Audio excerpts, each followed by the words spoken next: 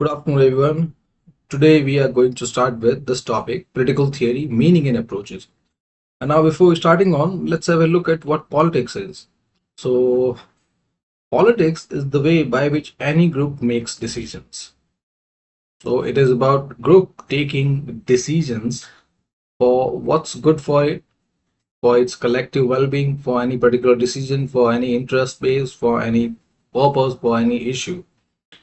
Now ये group जो है ये it can very in size means ये एक स्कूल क्लासरूम का ग्रुप भी हो सकता है, क्लासरूम स्टूडेंट्स का ग्रुप हो सकता है, यूनिवर्सिटी स्टूडेंट्स का ग्रुप हो सकता है, एक ऑफिस वर्कर्स का ग्रुप हो सकता है, कोई पर्टिकुलर एक लॉबीज ग्रुप हो सकता है, देन ये कोई एक सोशल ग्रुप हो सकता है, लाइक क्लान हो सकता है, कास्ट हो सकता है, ट्राइब हो सकती है, and it can be any ethnic nation, it can be any sovereign state.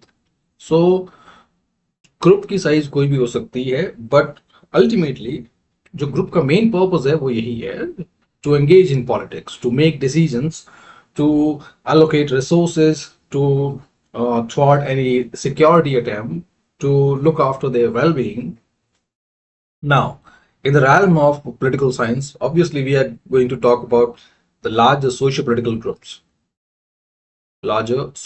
groups that start with clan, tribe, caste, and in general, we are talking about how the state functions. Now, state politics is it about who gets power, how rules are made, how decisions are made, how resources are allocated, how problems are solved, how different opinions are taken into account, how different interests are understood, and any resources or problems are solved in that manner. And it is not just about state, but still then we are in the realm of political science. जो हमारा main जो exam है उसी के perspective से देखेंगे तो we are talking about state. Now ये तो हो गई politics. Now political theory. So political theory, it deals with two kinds of question: what is there, what is actually there, and the second question, what ought to be there, what ought to be there. So अब जो है यहाँ पे जो बात हो रही है, now we are talking about the state politics, कि state politics यानी how the state makes decisions, how the problems are solved, how resources are distributed.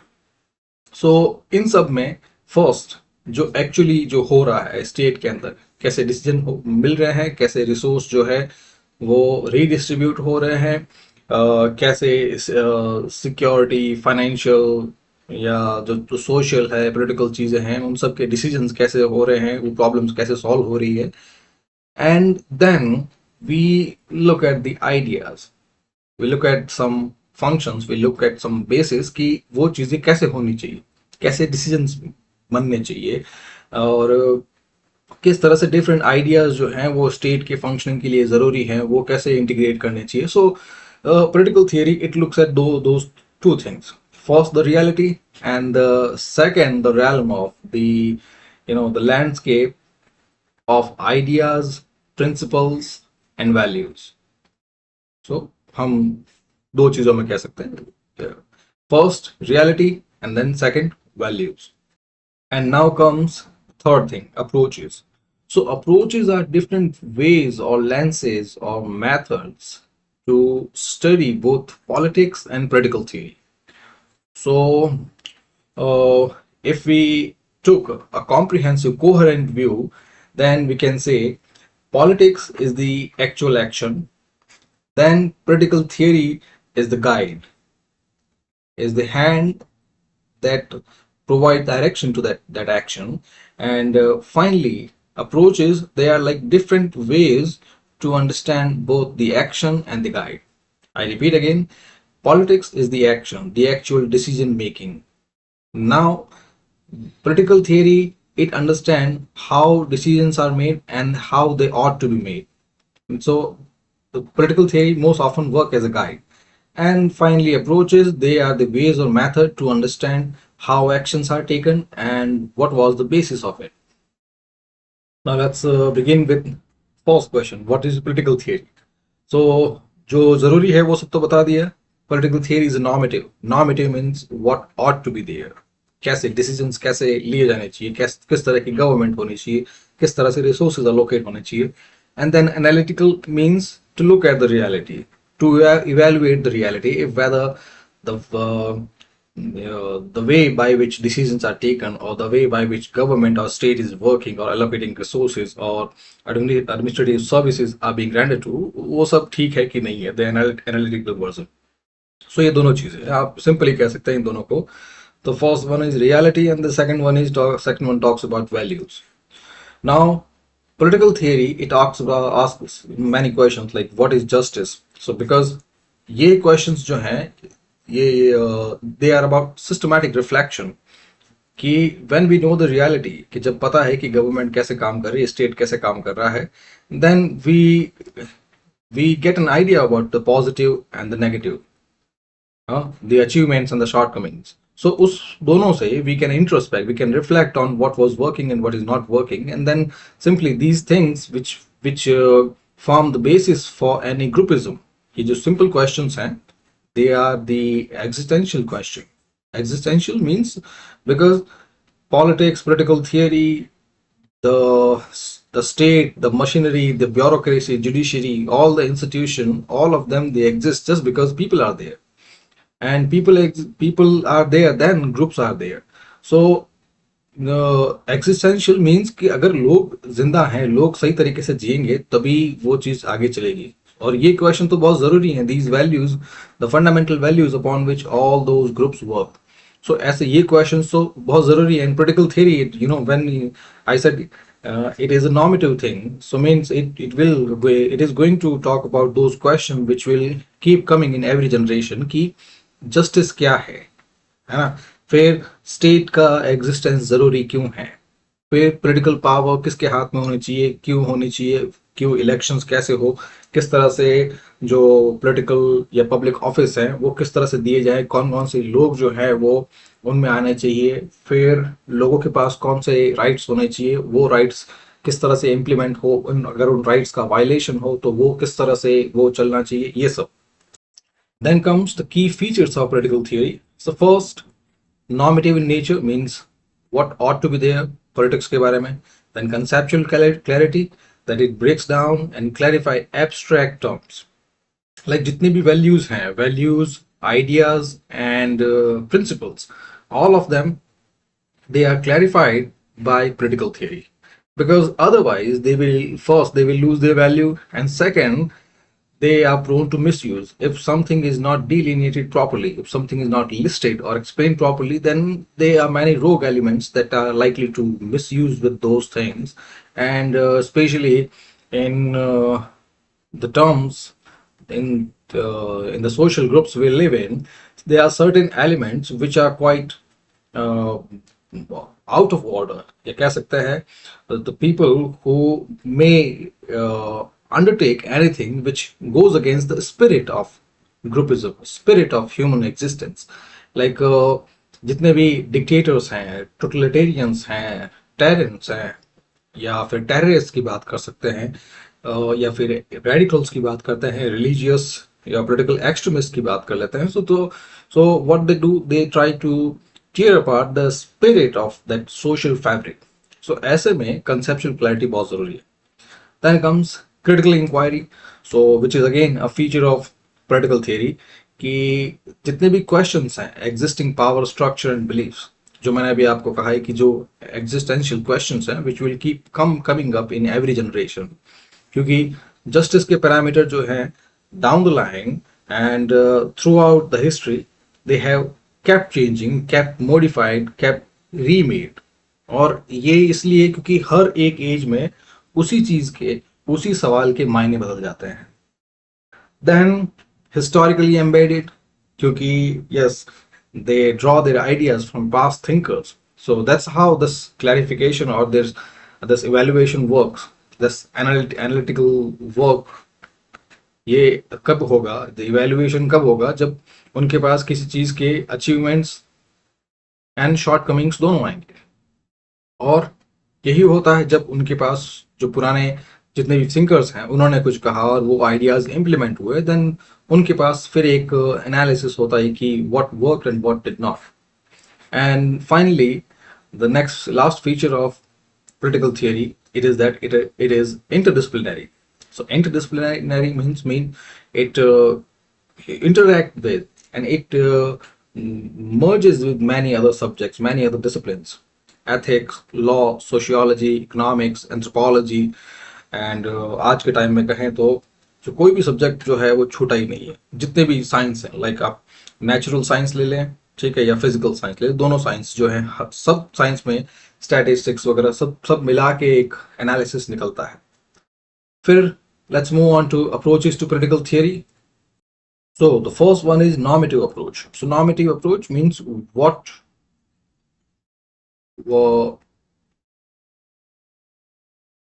what ought to be the politics, what should be, what it must be. So basically जितने भी questions हैं, they are value laden and abstract questions, like what is justice, what is good society, what should the state do, what ought the state do, and how power should be exercised. जितने भी questions हैं जो हर एक particular generation में repeat होते हैं, particularly जो core जो है, it is about how politics should happen, how politics should be done. And politics is about the decision any groups take, decisions. और वो डिसीजन आप अभी तक तो आपको समझ में आ गया कि वो हर एक रियल में हो सकते हैं, हर एक फील्ड के अंदर हो सकते हैं. दो question may be about social things, they may be about financial, they may be about security, they may be about personal, they may be about judicial and administrative affairs, about legal affairs. So इन सब arena के, इन सब field के अंदर जितने भी decisions होते हैं जो भी एक ग्रुप लेता है, जो हम जिसकी बात कर रहे हैं वो ग्रुप स्टेट. तो स्टेट जो है उसके इन सब डिसीजंस के बारे में कि किस तरह से ग्रुप एग्जिस्ट करें और किन वैल्यूज के, किन प्रिंसिपल पे वो स्टेट काम करें. So this was it. And then जैसे normative के बारे में बताए, so it does not deal with what is there, reality के साथ नहीं, but what ought to be there, which is क्या होना चाहिए, कौन से values, कौन से ideals, ethics, principles, कौन से किस basis पे state work करना चाहिए, उन सब चीजों पे normative approach deal करती है. And now the classical root of this approach. So the origin of this political theory, it lies in ancient political philosophy. जैसे Plato है. Now Plato in Republic, he was one of the earliest propounder of normative model of just state. कि state किस basis पे होना चाहिए. So he talked about philosopher king. कि state जो है, it should be run by those people who are akin to philosopher king, means they have the courage of a king, but then they have a mind of a philosopher. Like they should be well read. फिर उनको पता हो कि ethics क्या है, values क्या है. So in short, philosopher king is an ethical king, ethical and well read king. So ये प्लेटो का आइडिया था. फिर जो एरिस्टोटल की बात करते हैं, was a Plato student, but he took a different but yet still a normative approach. So he argued that the existence of state or even politics, the decision making, it should exist to promote eudaimonia. Eudaimonia means human happiness, human flourishing.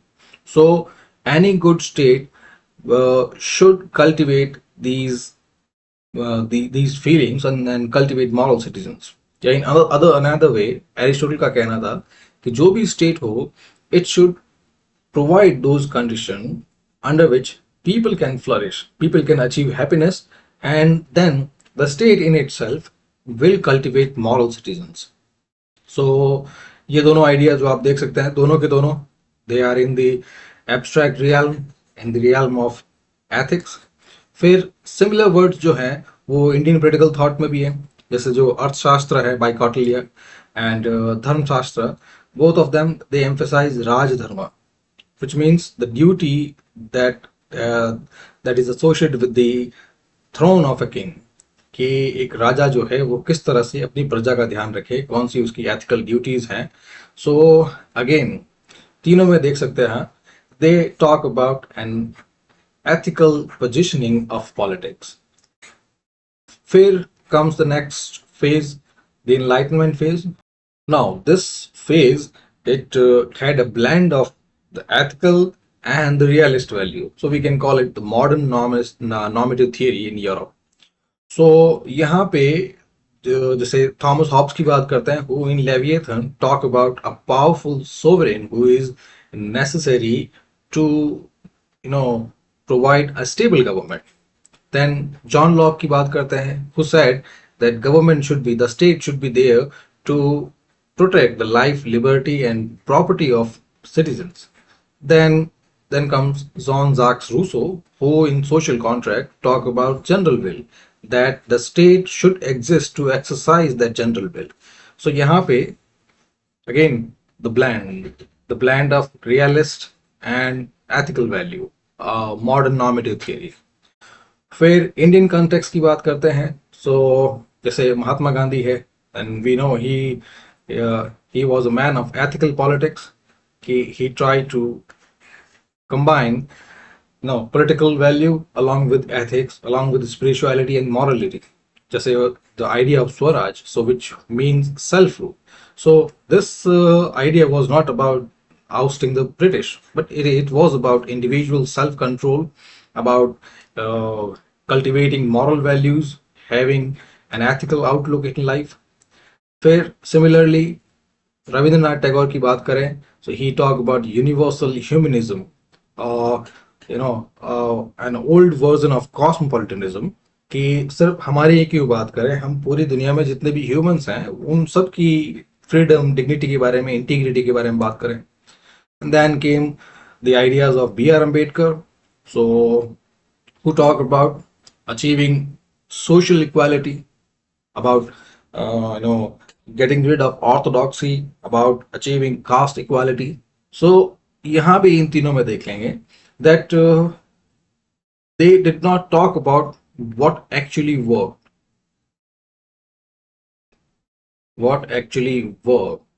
Like अगर सिर्फ last वाला ही दिखे अम्बेडकर का, so the caste system was there and how the caste system was working, how it was running, ये इस चीज में नहीं कहा. And they were not propounder of how caste system should function.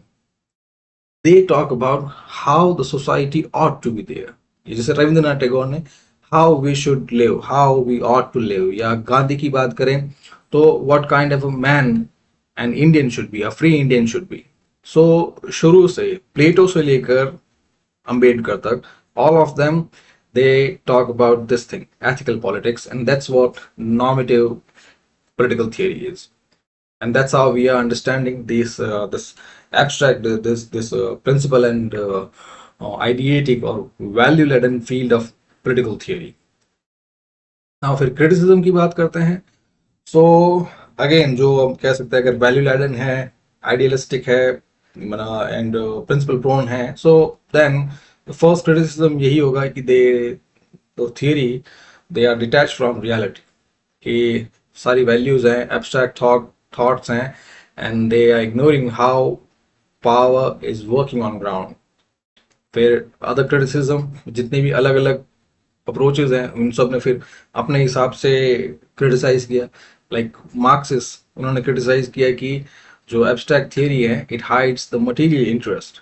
यानी जितने भी अप्रोचेज है, first they will try to bring reality to the normative theory, which is glaringly missing. वो हम जानते हैं कि जब प्लेटो के टाइम की बात करें या फिर गांधी की बात करें, उन सब ने एब्स्ट्रैक्ट आइडियाज के बारे में बात की, और ऐसे में जो रियलिटी है वो उसमें से मिसिंग है.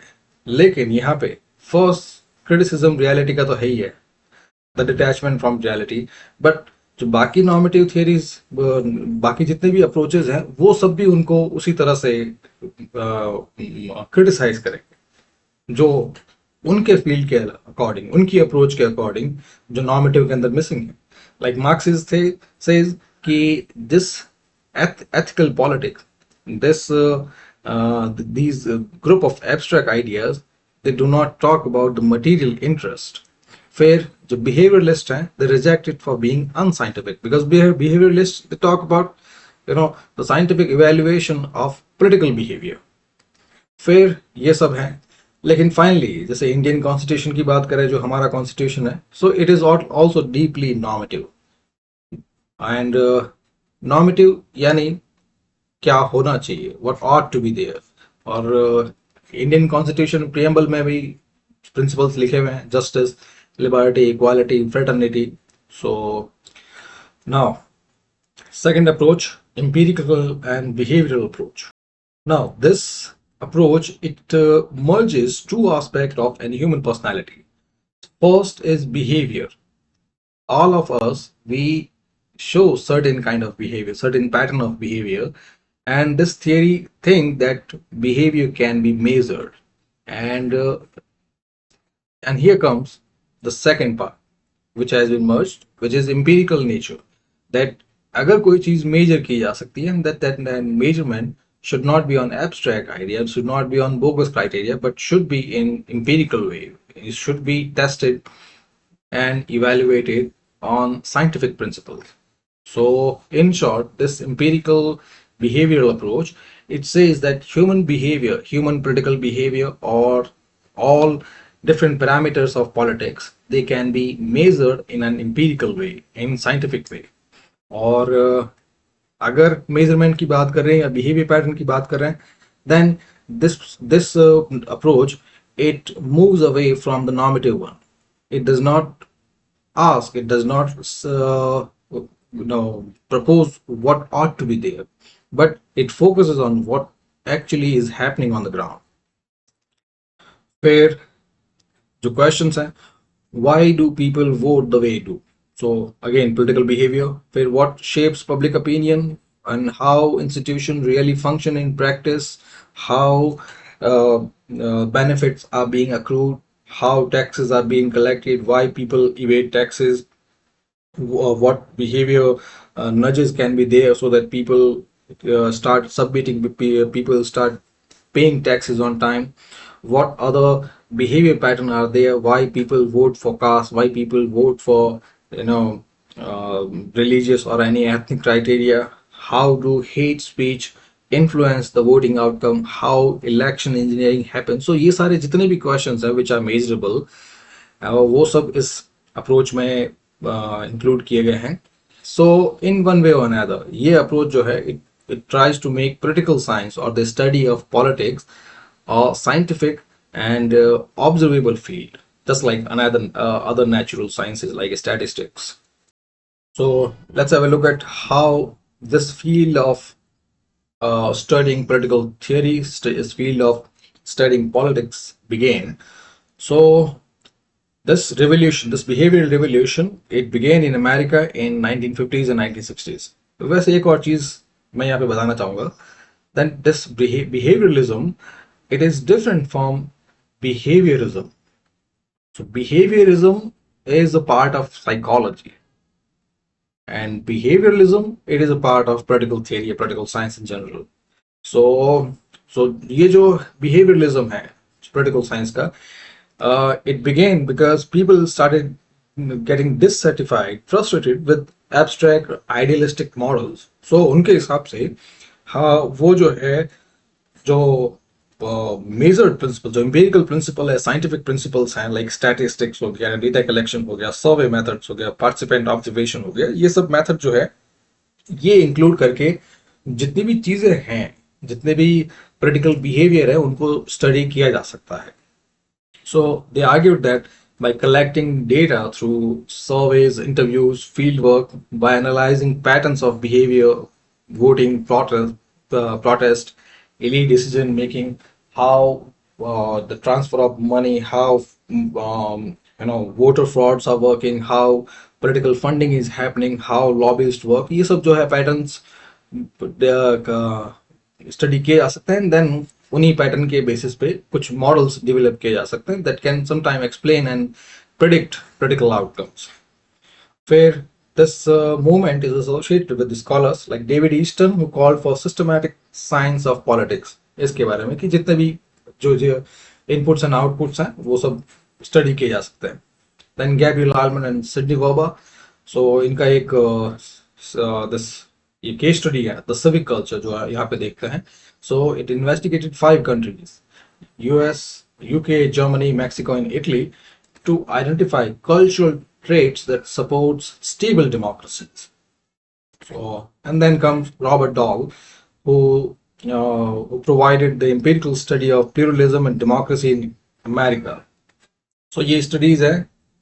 Again, आपके एग्जाम पॉइंट ऑफ व्यू से आप इनको आंसर्स में इनको एम्प्लॉय कर सकते हैं, बट एक्चुअली फाइनली ये होता है कि आप खुद कितना समझे हैं. अगर आप समझ गए तो आप इनमें से एक भी एग्जाम्पल देते हैं तो भी वो बहुत आपके आंसर्स में बहुत मायने रखता है. और जितना भी है मेंस में आंसर लिखने के लिए इतना टाइम नहीं मिलता. सो जितना आप सोच रहे हैं कि इतना फटाफट रिकॉल हो जाएगा, सो वो रिकॉलिंग तभी होगी जब आपने बहुत सारा रिवीजन किया हो. और फिर सेकंड चीज ये है कि रिवीजन का एक अलग क्राइटेरिया है. यहाँ पे बात हो रही है कि आंसर लिखने की, और जो जितने भी पोलिटिकल साइंस के क्वेश्चंस होते हैं most of them they are based on understanding. अगर आप समझ गए देन आपको अगर याद नहीं, if you don't remember the case study civic culture who undertook this study Sidney Verba, Gabriel Almond और Robert Dahl, it doesn't matter. What matters if you understood the question. अगर आप क्वेश्चन समझ गए and then you have taken up ample revision, तो आप इनमें से कुछ न कुछ लिख लेंगे. देन इस केस स्टडी की बात करते हैं civic culture. So it was undertaken by Gabriel Almond and Sidney Verba. So यहाँ पे 5 जो कंट्रीज हैं उनमें उनकी स्टडी की गई टू अराइव कि उन 5 कंट्रीज में जो स्टेबल डेमोक्रेसीज हैं, so what are the reason, what is the actual behaviour. So और they found that a civic culture which is marked by trust, participation, tolerance and participant attitude, which was key to democratic stability. So again, what they found that there was a healthy civic culture. A healthy civic culture means a socio-political culture that people of all these countries, they believed in certain values and how the institutions should work. So they were aware and alert, and that's how the democracy could stand on its feet in those 5 countries. Fair behavioralism in global south and the post-colonial critic. So global south जो भी newbies हैं उनके लिए, so global south is an informal term that used to denote the people of these 3 continents: Africa, Latin America, Latin America, and Asia. And most of these countries, the country of 3 continents that belong to global south, they were once colonized by European powers. So that's an informal definition because there isn't any formal definition and there isn't any geographical demarcation that separate the countries of global south from those of global north. But the informality is there, which is these 3 continents, most of them they are poor or developing, underdeveloped or developing, and then most of them they were colonized by Europeans. So most of them they were former colonies. So यहाँ पे behavioralism, it also undertook studies, surveys in all these 3 continents, and it tried to look at the impact of colonial legacies. कि इन सब पे जो European colonial masters थे उनकी वजह से जो पोस्ट कॉलोनियल आफ्टर इफेक्ट्स क्या है, specially on the civic institution that existed after the Europeans left. क्योंकि यहाँ पे जो ग्लोबल साउथ में एक और चीज है कि most of these countries after getting independence they exist in hybrid model. कि यहाँ पे जो वेस्टर्न इंस्टीट्यूशंस हैं या वेस्टर्न मॉडल्स हैं वो एग्जिस्ट कर रहे हैं को existing with the traditional model. जैसे इंडिया में बात करें तो we have a parliament along with the caste panchayat or tribal councils. So यही सेम इनमें है. So the first study कि आखिर when the colonial masters left, So how did the newly independent country manage their own affairs, especially in the legal arena, in the political landscape or political field? Where they also talk about the emergence of clientelism, populism and identity based politics. So ये जो चीज है ये तीनों, most of them, they are the after effects of combining the western and traditional model. Now जैसे clientelism, populism, इन दोनों की बात करें, so they first, this one clientelism, which is speaking about client or pertaining to clients और clients में, so यहाँ पे जो भी service based things हैं या जितने भी outcomes हैं, they are undertaken in exchange for support. So और simple कहें तो it is about the electoral engineering, the vote bank politics. So यहाँ पे जितने भी citizens हैं, they are clients, कि उनको अगर कोई काम करवाना है तो उनको वोट देना होगा, या फिर जीत भी गए, जीतने के बाद भी उनको कोई काम करवाना है, so this will be that client kind of relationship, कि फेवर चाहिए तो उसके बदले में कुछ ना कुछ देना पड़ेगा, और यही होता है जो करप्शन है, it is also a form of clientelism. फिर पॉपुलिज्म की बात करते हैं तो इसमें है, हम यहाँ पे जो रिलीजियस एक्सट्रीमिज्म है और कास्टिज्म, इन दोनों को ले लेते हैं. सो कास्टिज्म में जो कास्ट बेस्ड आइडियोलॉजीज हैं या कास्ट बेस्ड जो वोट सीकिंग बिहेवियर है, सो लोगों को पता है विकास नहीं हो रहा है, लोगों को पता है कि जो पैसा है वो गलत आदमी के पास जा रहा है, और जो जाति के नाम पे वोट मांग रहा है वो भी गलत आदमी, फिर भी वो वोट करते हैं. फिर कोई कैरिज्मेटिक लीडर आ गया and chest thumping is there, some political rhetoric is there, so us versus them, polarization is there, और उसमें भी फिर जो लोग जो हैं उस charismatic leader को वोट कर लेते हैं. and finally identity based politics, which is again polarization, कि ये हिंदू है और ये मुस्लिम है, ये क्रिश्चियन है, ये ट्राइबल्स हैं, ये शेड्यूल कास्ट है, इस तरह से, या ये वीमन है, ये LGBTQ है. सो वो सब जो है ये कैसे वर्क कर रहे हैं. And finally, behavioralism in the survey of global south countries is also look at कि कॉन्स्टिट्यूशन, उनके हर एक के कॉन्स्टिट्यूशन में कौन कौन से प्रिंसिपल्स लिखे हैं, कौन कौन से आइडियल्स लिखे हैं, और रियल ग्राउंड पे, ऑन ग्राउंड में वो चीज़ें कैसे हो रही है, नहीं हो रही है. फिर आगे आते हैं क्रिटिसिज्म पे. So first criticism level on it, it is that it is too scientific, too data driven. तो वो तो ठीक है, एक एन एक्सेप्टेबल क्रिटिसिज्म, क्योंकि बहुत सारी चीज़ें हैं, लाइक कल्चर हो गया, पर्सनल बिहेवियर होगा, the labyrinth of the thinking, especially not only the voting behavior but also what led people to vote for certain person, उसमें भी बहुत सारे डायमेंशंस हो सकते हैं. सो ये हम कह सकते हैं कि इतने सारी चीज़ों को एक साथ हम मेजर नहीं कर सकते. So this one is second, culturally bias, कि जितने भी मॉडल्स हैं, बिहेवियरल स्टडीज हैं, या फिर जो भी उनके पैरामीटर्स हैं, first they were biased towards western liberal values, not only democracies, they were Eurocentric means उनके दिमाग में जो मॉडल्स थे, जो बायस थे, स्टीरियोटाइप्स थे, या फिर जो भी उनके दिमाग में पैरामीटर्स, स्टैंडर्ड्स थे, वो सब यूरोसेंट्रिक, सब वेस्टर्न डेरिवेटिव थे.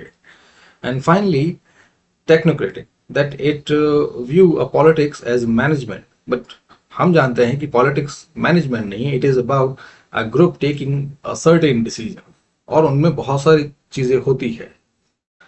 And now let's move on to Marxist approach. So now this approach to study political theory, it is quite different.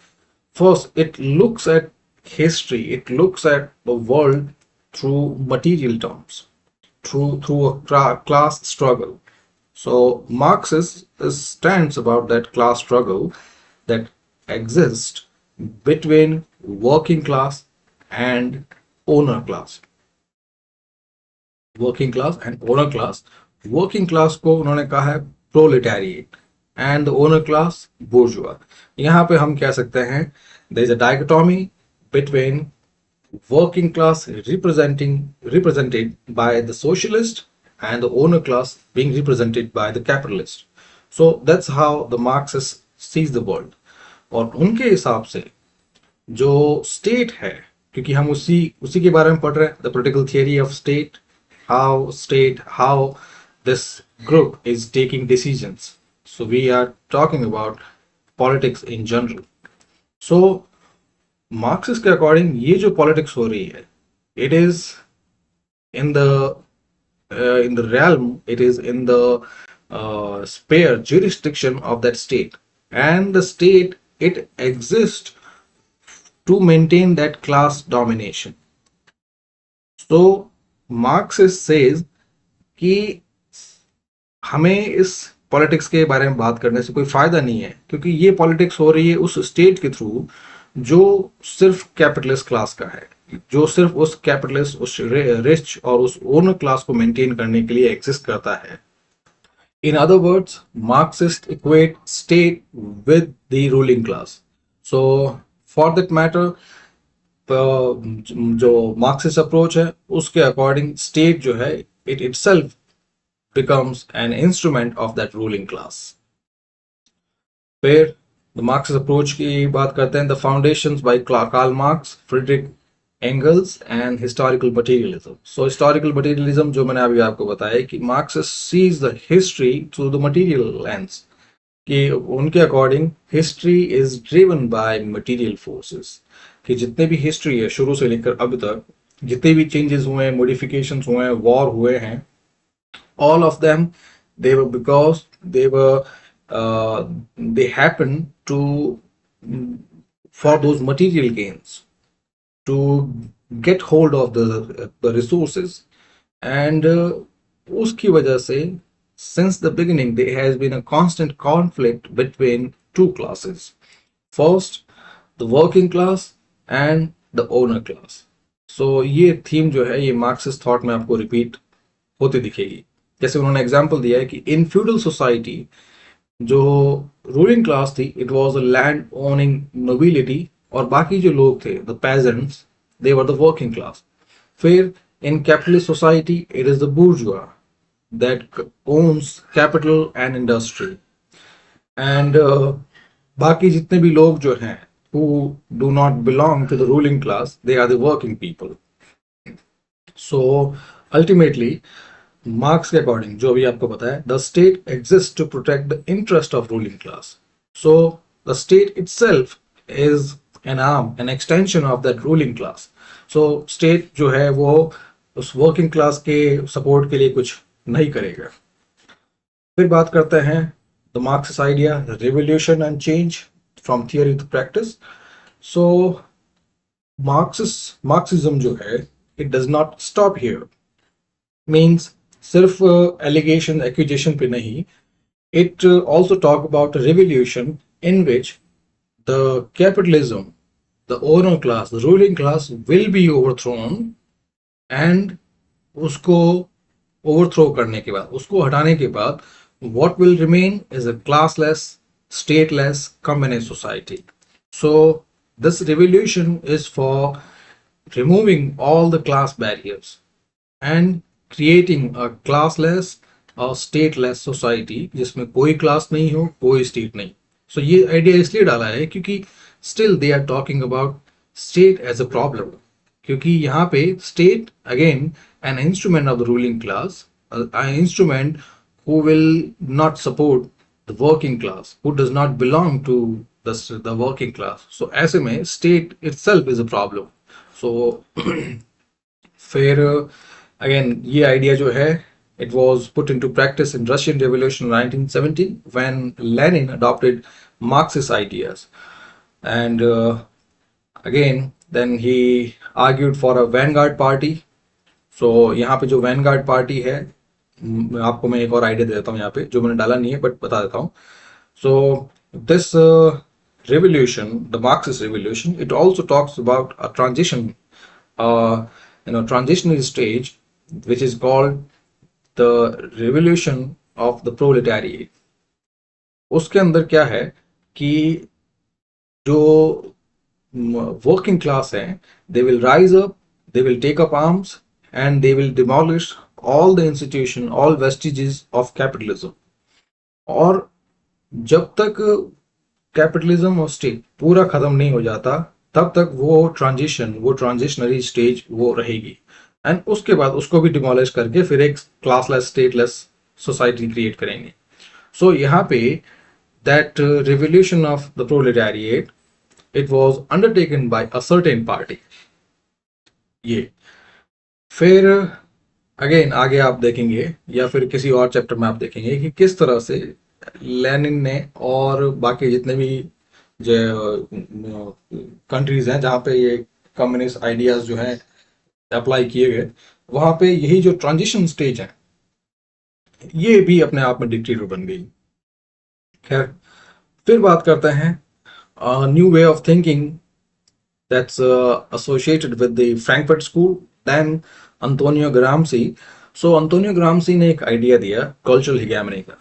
So idea ये है कि अभी तक द मार्क्सिस्ट थॉट कि the world was running in a black and white screen, like there is a constant struggle between the working class and the ruling class. फिर यहाँ पे जो ग्रामसी है उसने कहा है कि भले ही ये स्ट्रगल है, but the question is, if the working class all over the world throughout the history, if it is so oppressed, if it is so frustrated and fermented up, why isn't it revolting? Why hadn't it revolted? Why hasn't it revolted? And why isn't it revolting? तीनों ही है ना, past present and future, and will it revolt in the future. So उसका जवाब ये है कि Marxist in general, classical Marxism, they thought कि other than economic exploitation, the ruling class, it employs the state machinery to crush the voices of the the working class.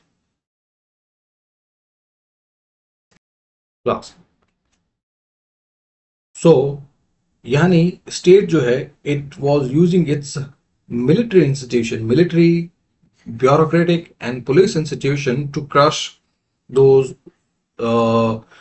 violent, those protesting strands of working class. लेकिन ग्रामसी ने कहा है कि that's not happening, क्योंकि हर जगह पे जो ruling class है it is not coercing, it is not forcing power on people.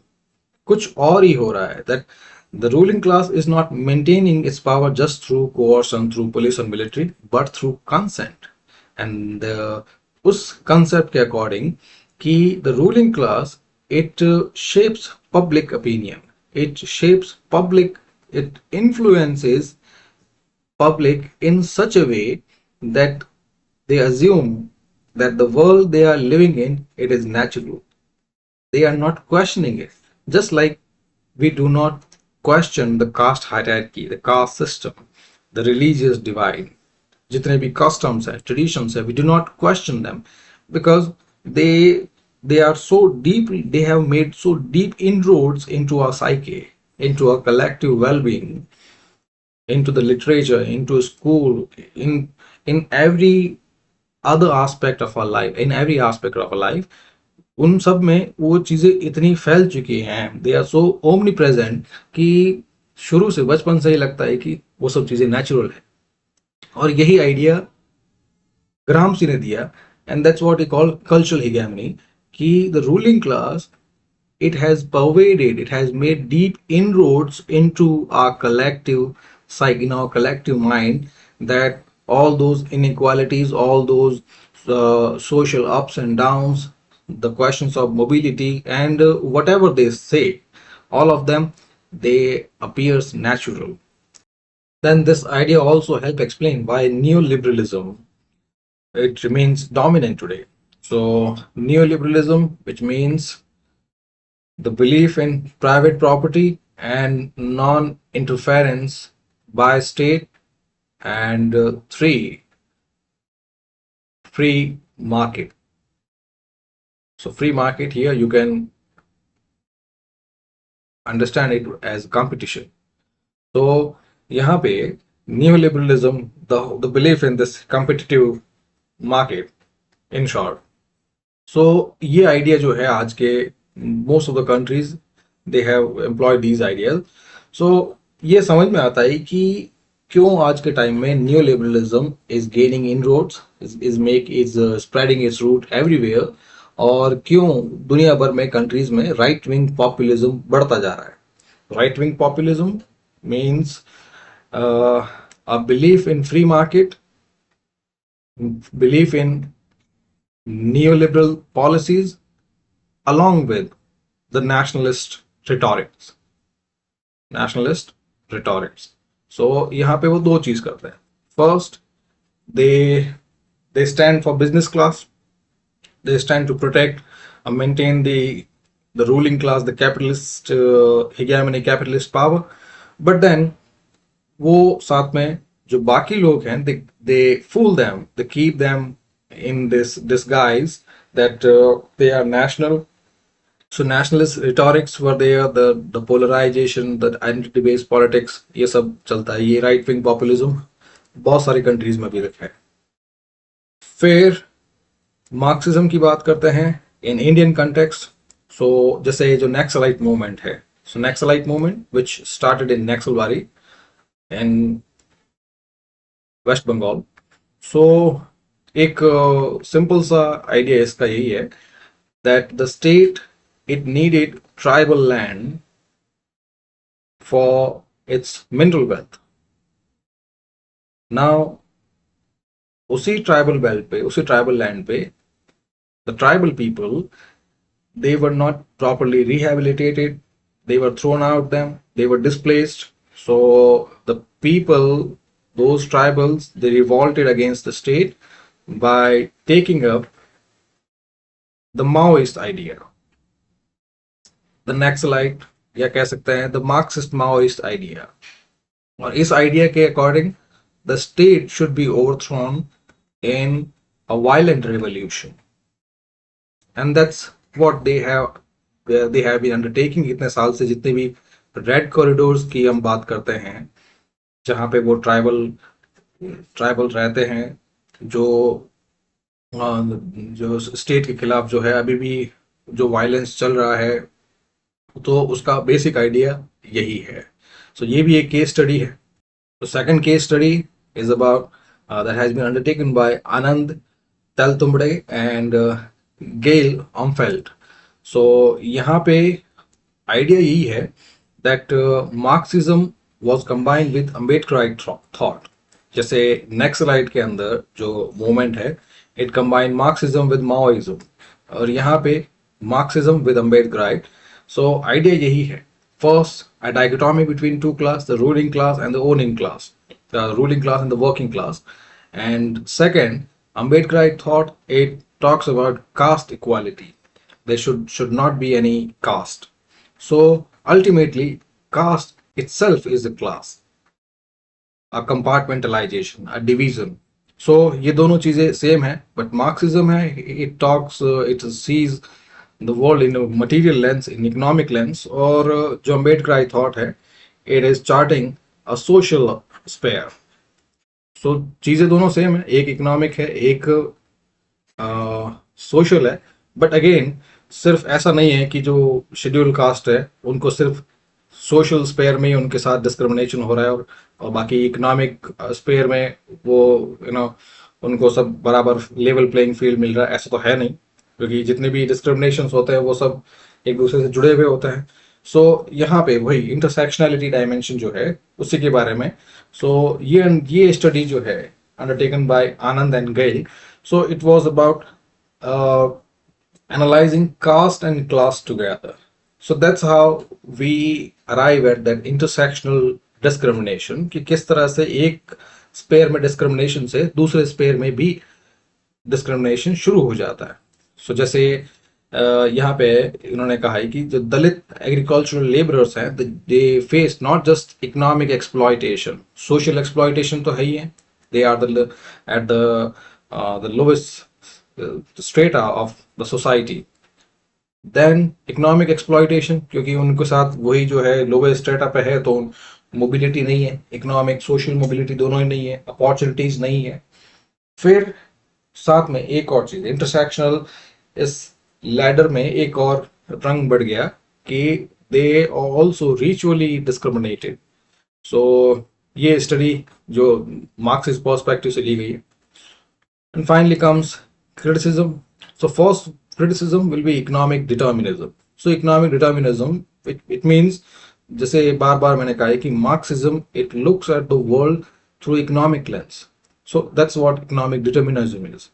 सो यही क्रिटिसिज्म है कि पूरा वर्ल्ड जो है it is not working in that black and white of class and economics. बहुत सारे अदर स्पेयर्स भी हैं, आइडेंटिटी है, जेंडर है, रिलीजन है, पोलराइजेशंस हैं, अलग फॉर्म ऑफ डिस्क्रिमिनेशंस हैं, सोशल डिस्क्रिमिनेशंस हैं, और वो भी ध्यान में देने चाहिए। फिर revolutionary violence. So the Marxist revolution, the talk of the revolution, जो मैंने अभी आपको बताया, जिसको द रिवोल्यूशन ऑफ प्रोलेटारिएट या फिर dictatorship dictatorship of the proletariat, जो ट्रांजिशन स्टेज है to remove all, to demolish the capitalist society.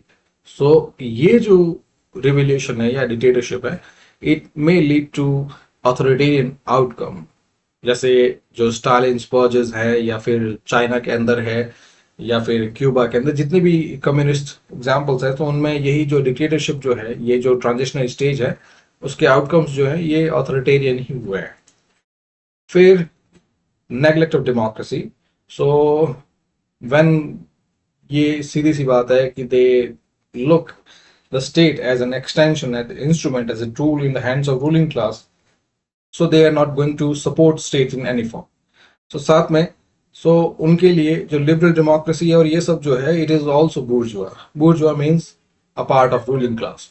सो उसकी वजह से जो मार्क्सिज्म में एंड डेमोक्रेसी में जो प्रॉब्लम होते हैं, जैसे बहुत सारे जगह पे जो सोशलिज्म, मार्क्सिज्म सोशलिज्म, या जो रेड कॉरिडोर्स हैं, या जो नक्सलिज्म है, अर्बन नक्सलिज्म, जितने भी आप देखेंगे, कुल मिला के जो ये लेफ्टिस्ट स्ट्रैंड है, लेफ्टिस्ट पॉलिटिकल स्पेक्ट्रम है, जिसको लेकर हर जगह जो भी जितने भी खिंचाव होता है, द पुश एंड पुल, वो इसी वजह से है, because they talk about the revolution, the dictatorship of proletariat and creation of a classless society which is not achievable in its present form. फिर बढ़ते हैं feminist approach. So the feminist approach to study politics, it again it looks at the state in two ways. First, what is actually happening? So according to them, women are being excluded from politics. So that's what happening on ground. And second, what ought to be there? So uske liye they say that कि उनको politics के अंदर ज्यादा power चाहिए, उनको equality, या फिर उनको स्टेट के अंदर they need that autonomy.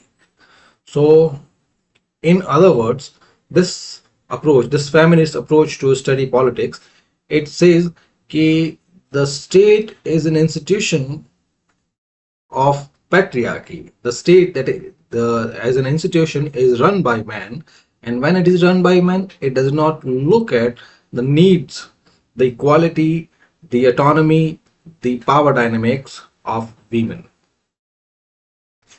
So ये है उनका overall just, and it says कि जो पावर डायनामिक है at the state level, the patriarchal state, it operates through norm, language, and institution which define what is political, and that political is the politics of man.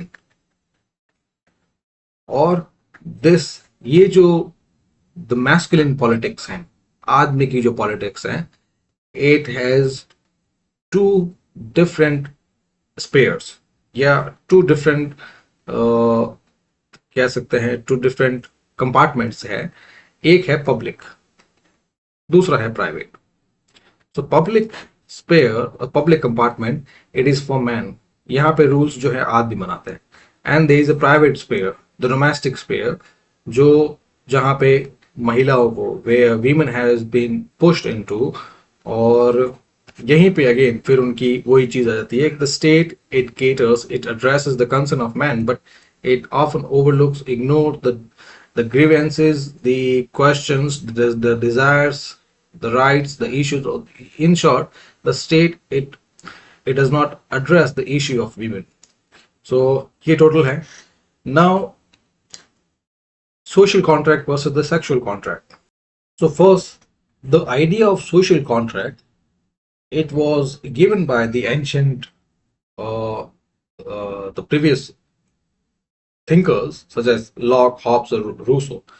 So उनके according, social contract is the way by which people come together to create a government, to create the state.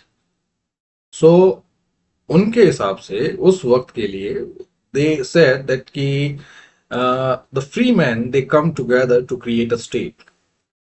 और social contract में फिर जो agreement है, जो terms and condition है, जिसके according वो स्टेट बनाया जाएगा रहेगा. देन यहाँ पे a criticism was forwarded by one of the feminists, Carol Patman, who said in her work The Sexual Contract कि yes, okay, according to these thinkers, a social contract has been there, has been created among free men. But what about women? कि इस contract में women की position क्या है? सो पेटमैन के according ये जो सोशल कॉन्ट्रैक्ट थियरी है and the agreement to create a state, it was built upon an unspoken sexual contract. So this sexual contract, इसकी कंडीशन यही है, या इसका अग्रीमेंट यही है कि male will look into the public sphere and female they will be pushed into the private, the domestic sphere. So that was what the whole thing is, जो शुरू से यहाँ पे एक feminist में start की थी. फिर से देख लेते हैं.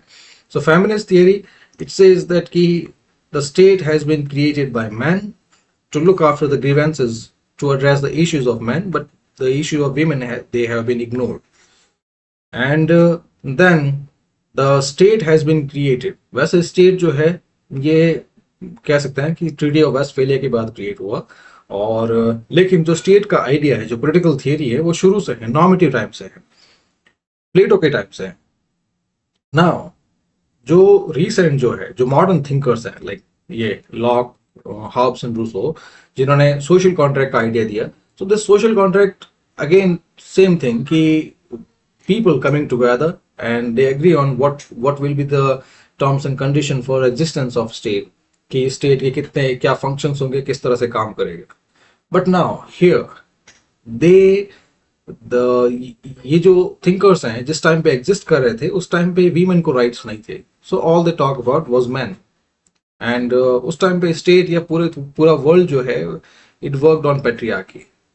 But अब जो फेमिनिस्ट हैं, डिफरेंट वेव्स ऑफ फेमिनिज्म है, they started asking about their right. So यहीं पे फिर जो सेक्सुअल कॉन्ट्रैक्ट है, इसके बारे पे है कि यस, इस सेक्सुअल कॉन्ट्रैक्ट के अकॉर्डिंग जो मैन है they took up the public sphere, और वीमेन जो है they have been pushed into the domestic sphere.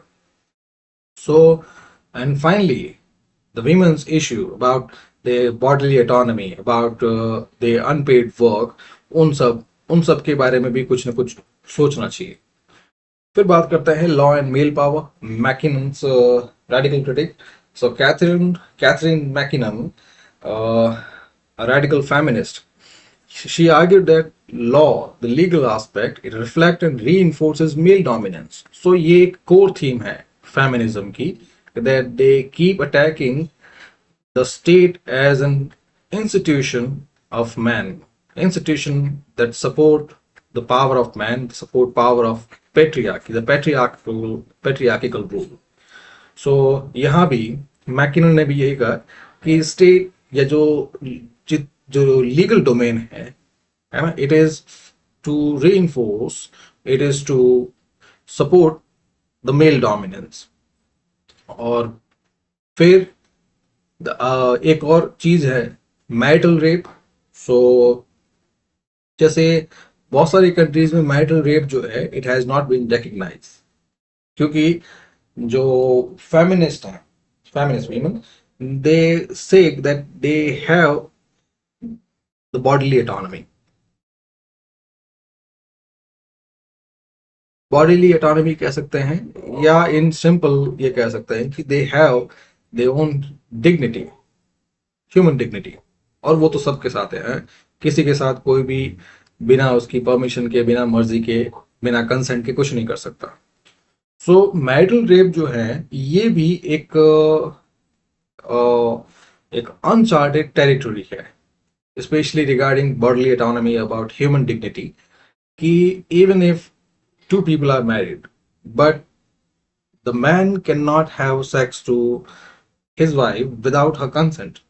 So ये जो चीज है ये एक know quite quite in grey area, कि अब ये चीज जो है अगर इसको लीगल डोमेन में ले आए तो फिर उसकी वजह से प्रॉब्लम्स बहुत सारे, मिसयूज बहुत सारे हो सकते हैं। like the state understand, the political theory understand that yes marital rape should be there, या फिर ये जो ग्रे एरिया है इसको लेकर भी एक डीप थिंकिंग होनी चाहिए, and some provision, some idea, some middle ground, some compromise, और some compensation for that violation should be there. But then that violation cannot be made into the law, especially in present time, क्योंकि यहाँ पे the legal things, they are like words casted on paper, और उनमें loop holes बहुत होते हैं। The words can not dance according to the time, उनको words को टाइम के अकॉर्डिंग डायनामिक बनाना पड़ता है, एंड सम टाइम ये जो चेंजेस हैं, अमेंडमेंट्स हैं, वो टाइम के साथ उतने सिंक में नहीं है, टाइम के साथ उतने फ्लेक्सिबल नहीं। अमेंडमेंट आज हुआ है, फिर जब तक उसके मिसयूज को लेकर बहुत सारे केसेस आते हैं, बहुत सारी जान चली गई होती है, बहुत सारे लोग जो सफर कर चुके होते हैं, और फिर उसके अंदर कोई और अमेंडमेंट होना होता है। So this dynamism is absent from the legal vocabulary. So that's why the marital rape has not been recognized as a crime. But then here, the feminism in general, it considers that if the marital rape has not been declared a crime, it is because the the law everywhere, the patriarchal law, it treats marriage as a charter of open sexual access. So which is not the case, but that's how the feminism thinks, that they assume that such marital rape should not be there because it is against their bodily integrity. और वो ठीक है, और हम यहाँ पे वही बात कर रहे हैं कि आखिर फेमिनिज्म क्या सोचता है। So they want this women's autonomy and consent, which Mackinnon argues is under threat, is erased under the guise of marital obligation. क्योंकि even after being married, marriage is just a contract. Even if बहुत सारी countries में ये नहीं सोचते, उनके लिए एक कल्चरल चीज है, बट जो वेस्टर्न कंट्रीज में marriage is like a contract between a man and a woman. तो ऐसे में अगर वो दोनों अगर एक साथ रह रहे हैं with that contract, then that autonomy, the personal autonomy, the human autonomy, the individuality, it is always there. And the fight for feminism is about achieving that equality, that parity, that integrity, that autonomy. And finally, in Indian perspective, we are talking about intersectionality. So intersectionality means, what about the injustice at different sections? What about injustice if they overlap with each other? So जैसे निवेदिता मेनन है, उसका एक work Seeing Like a Feminist. So according to her, feminist politics is not about rights and inclusion, but rethinking how power itself is conceptualized in politics. So in simple, it means that even if they have their concern about integrity, about violations, about achieving parity, about about demolition of patriarchy, or finding some level playing ground, or even loosening the sack of patriarchy, achieving a compromise between public and private sphere, providing the some remuneration for that unpaid work. But it is not about getting all those benefit. उन सब benefit पाने के लिए ये कोई एक साजिश नहीं है. It is about how politics should be done and how the power thing in politics should be reconfigured. Now, politics is about how a group takes decisions.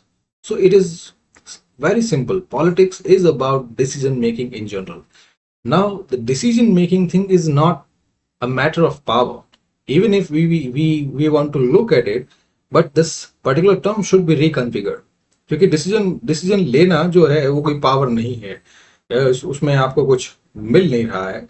ठीक है, तो इसको पावर इक्वेट करना भी, इसको एक टर्म देना भी एक तरह से it becomes laden with, laden with riches, laden with fortune, laden with unknown baggage which is not there. Decision is a responsibility, not a power. आपको किसी चीज की रिस्पॉन्सिबिलिटी मिल रही है तो यू कैन नॉट से कि आई हैव द पावर. जिसको अपने बच्चों को बड़ा करने की जिम्मेदारी है, रिस्पॉन्सिबिलिटी है, तो दैट इज नॉट पावर. साथ में यही आपको एक स्टेट को गवर्न करने की रिस्पॉन्सिबिलिटी है, तो that is not power. So same यहाँ भी कि that power should be conceptualise in politics. Decision making में first the responsibility is there. Now, feminism says that this responsibility should not be their responsibility, especially about women. What works for women, what is better for them, and what they think about what is better for the world in general, it should not be given to the man. वो खुद समझदार है, वो खुद जानती है, वो पढ़ी लिखी है, तो उनके लिए क्या सही गलत है उसकी रिस्पॉन्सिबिलिटी उनके पास होनी चाहिए. या फिर अगर इसको पावर ही कहना है तो उनके डिसीजन की पावर जो है उनके पास होनी चाहिए. या at least they should be consulted, they should be discuss, their opinion, there view should be considered, should be taken into account and should be integrated into the final outcome. Then Menon questions why the issues like domestic violence, the unpaid care work, reproductive right, and gendered labor market, they are often treated as social rather than political issues. So again, if a group is taking decisions for itself, then first it should define what are the various elements of the group, what are the various necessities of the group that must be undertaken, that must be looked into. अगर वो समझेंगे कि महिलाओं के issues, औरतों के issue important ही नहीं है, they are not part of a group, they are just part of a herd, they are just marginalized, they are just ostracized member of group, then फिर वो elements, वो necessities जो है वो group decision में reflect होगी नहीं. जैसे domestic violence है, so if women belong to this group, then domestic violence भी एक political चीज, personal चीज नहीं. then unpaid care work, जो भी बच्चे बड़े करने में, जो परिवार चलाने में जितना भी वो उनका पैसा लगता है, सॉरी उनकी मेहनत लगती है, उनके एफर्ट्स लगते हैं, सो अल्टीमेटली उनके एफर्ट्स से ही तो पूरी दुनिया चल रही है एक तरह से देखा जाए. सो आज जो दुनिया चला रहे हैं वो कभी वो भी बच्चे थे, तो उन बच्चों को किन्हीं मदर्स ने, जो फीमेल मेंबर्स हैं, उन्होंने बड़ा किया है. उनको रखना, खाना खिलाना, दूध पिलाना, और जितने भी केयर वर्क जितना भी है, इवन जो ओल्डर मेंबर्स का है, तो वो वर्क हुआ तभी जाके जो मेन है उनके लिए वो केयर वर्क जो है वो टाइम उनके लिए बचा जो उन्होंने बाहर यूज किया और पैसा कमाया. सो यहाँ पे उनका जो केयर वर्क है, it should not go unpaid. अगर उसको इंक्लूड करें, उनको मॉनेटरी इकोनॉमी, ग्लोबल इकोनॉमी में इंक्लूड करें, तो शायद, है ना, ग्लोबल इकोनॉमी की तस्वीर भी कुछ अलग हो. For reproductive rights and labor markets, again, they think the core idea is the public-private divide.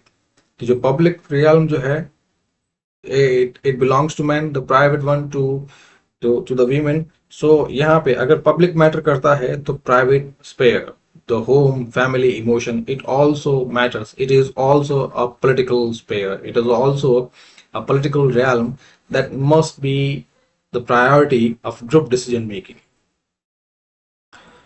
फिर again the final, this ideal personal is political, the private sphere is political, and जब ये priority मिलेगी तभी groups उसके बारे में सोचेगा. फिर the criminalisation of marital rape, वो भी एक इशू है. फिर the struggle of Asha workers, anganwadi workers, domestic workers during covid, it also highlight how care labor, which is mostly performed by women, is essential but undervalued. And yes, जो care work है, it should be given its due. It should be taken into, it should be brought into the mainstream economy. It should be given its ये कह सकते हैं it's a due place in the overall the market dynamic. क्योंकि जिस तरह से restaurant में खाना खाना, एक लॉन्ड्री में कपड़े धुलवाना, फिर एक हॉस्पिटल में एक नर्स से या एक बेबी सिटर को इन्वॉल्व करना, उन सब का भी पैसा लगता है. तो सेम जो है यहाँ भी वो चीज़ है. And somebody someone's whole economic potential, it is being diverted to those uneconomic things. So अगर उनका सारा पैसा लग रहा है, उनका सारा टाइम लग रहा है, एफर्ट लग रहा है, देन वो एफर्ट अगर इंक्लूड करें, सो तो जो ग्लोबल मेन स्ट्रीम इकोनॉमी है या ग्लोबल जीडीपी है, it will reflect a totally different story. फिर बात करते हैं हिस्टोरिकल एंड ग्लोबल डायमेंशंस. सो जैसे मिडिवल यूरोप में हम जो बात कर रहे हैं यहाँ पे, different waves of feminism, total 4-5 waves हैं. सो इन सब, जैसे मिडिवल यूरोप की बात करें, so the Christine de Pizan, she challenged the idea of women's inferiority in education and public life. आपके मेंस के क्वेश्चंस के लिए एक लाइन इंपॉर्टेंट रहेगी. बाकी जो यही आइडिया जो है ये फेमिनिस्ट स्टेट थ्योरी में उसमें लिया गया है. एंड देन फेमिनिज्म का एक और चैप्टर है, उसमें उसमें जो फेमिनिस्ट वेव्स हैं उनके बारे में दिया हुआ है. सो वहाँ भी आपको डिटेल मिल जाए. फिर इंडस्ट्रियल एरा में बात करें, सो मैरी वोल्सनक्राफ्ट, सो एक इम्पॉर्टेंट वर्क है, a vindication of the rights of woman. तो इसमें she demanded education, voting rights, equal dignity. और फिर कंटेम्प्रेरी टाइम की बात करें तो जूडिथ बटलर हैं, she she questions the whole categorization, the nomenclature of gender, कि जेंडर जो है एक सोशली कंस्ट्रक्टेड आइडेंटिटी है which is not biologically fixed. So यहाँ पे she talks about totally different different angle, कि हम जिसकी बात कर रहे हैं, हम जो जो जेंडर अभी हम ले रहे हैं, it is just like fixing a name to what you see, but the gender identity, it is quite fluid. और जो बायोलॉजी ने जो फिक्स किया है, it is not what you C.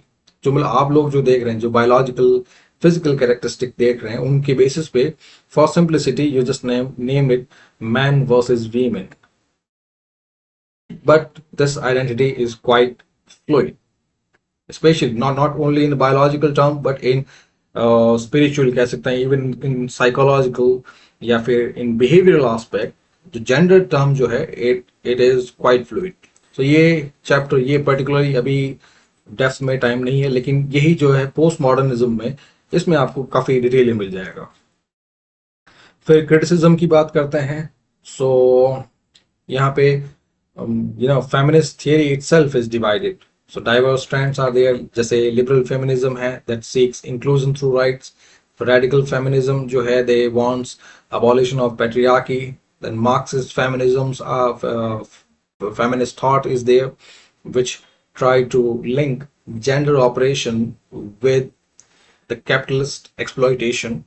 And finally, postmodern and intersectional feminism that question grand narratives and fixed categories. Fair. Move on to the postmodern approach. Now, this approach to study politics is quite different, so much so that it questions the universal narratives. It questions the grand narratives about politics that has been prevalent so far. Now, the grand narratives यहाँ पे ये है. First, uh, post-modernism, it started after the modernist era was over. Now, the modernist era, it started with enlightenment. और इस era में after enlightenment, and enlightenment still itself started after the medieval era. तो एक शुरू से background दे देता है. medieval era के टाइम पे it was the rule of church, religion and superstition. उस टाइम पे politics was a kind of a divine thing, कि सिर्फ रूलर्स जो थे according to their divine right to rule, they rule with complete immunity. They they rule like the way they wanted. और साथ में church जो था, because because of its hold on religion, because of its hold on people's psyche, people's moral value, और लोग खुद because of they were neck deep in superstition. So ये सारी चीजें एक साथ देखेंगे अगर आप, कि रूलर जो है वो रूल कर रहे थे without any question, with total immunity. फिर they had the support of church जो है it had the total control over religion, about people's moral value. और लोग जो थे वो खुद सुपरस्टिशियस थे, तो वो मान रहे थे जो चर्च कह रहा था. एंड चर्च ने कहा कि ruling was right of the divine right of the kings. So ये था मिडीवल टाइम. फिर उसके बाद आया एनलाइटनमेंट. सो एनलाइटनमेंट में ये सब डिवाइन राइट्स जो है, ये सुपरस्टिशन जो है, ये चर्च जो परवेजिव होल्ड है, जो डार्क एंड obscurantist practices है, all of them they were abolished. And enlightenment ideas such as justice, reason हो गया, justice हो गया, reason हो गया, moral and ethical virtues हो गया, ये सब जो है they started taking ground. और इसी के साथ ही रैशनैलिटी एंड साइंस शुरू हुआ. ये था मॉडर्निस्ट टाइम. अब मॉडर्निस्ट टाइम पे जितने भी चीजें, स्पेशली इन पॉलिटिकल स्पेयर, जो भी क्वेश्चंस हैं, the group decision, the question that pertain to the decision that a group likely to take, कि किस टाइप की गवर्नमेंट हो, किस टाइप का कॉन्ट्रैक्ट हो, how people should come together, what are the duties and responsibility of a state, how ruler should be elected. ये सब questions जो थे, उन सब के नैरेटिव्स थे, मैट नैरेटिव्स या ग्रैंड नैरेटिव्स, जो उन सब के आंसर्स थे. कि जैसे डेमोक्रेसी हो गया, democracy is a matter narrative, कि पूरे वर्ल्ड में अगर शांति चाहिए, पीस चाहिए, and the upliftment of people together, best way of government is democracy.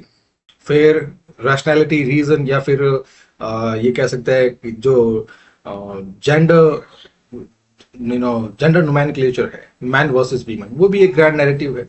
तो इसी तरह से जितने भी ग्रैंड नैरेटिव्स थे, ना सिर्फ पॉलिटिकल साइंस में या पॉलिटिकल स्पेयर में, बल्कि हर एक डिसिप्लिन के अंदर जितने भी ग्रैंड नैरेटिव्स थे, all of them were question. And that's what post modernism is. फिर अगेन एक सिंपल वे में, क्योंकि एक बहुत बड़ा ओवरव्यू दे दिया मिडिवल से लेकर पोस्ट मॉडर्निज्म एज तक. सो post modernism, first it this era started after the modernist time was over. So जितने भी universal answers थे, they were questions. तो यूनिवर्सल आंसर, जिनको ग्रैंड नैरेटिव्स बोले या फिर मेटा नैरेटिव्स कहा है. सो अब इस टाइम तक आते आते उन सब मेटा नैरेटिव्स को, उन सब यूनिवर्सल आंसर्स को, वो सब अब जो they were being refuted. So post modernism, it it sees truth in a different way. It's when it questions the universal answers, the meta narrative, it questions the truth that prevailed till now, जो अभी तक जो truth चल रहा था वो. Now it says कि truth, it has many faces and multiple interpretations. Many faces, multiple interpretations, and हर एक इंटरप्रिटेशन जो है वैलिड है. But no interpretation is complete in itself. बहुत सारे इंटरप्रिटेशंस जो हैं वो आसपास आएंगे, एक साथ आएंगे, then we may be looking at the whole truth.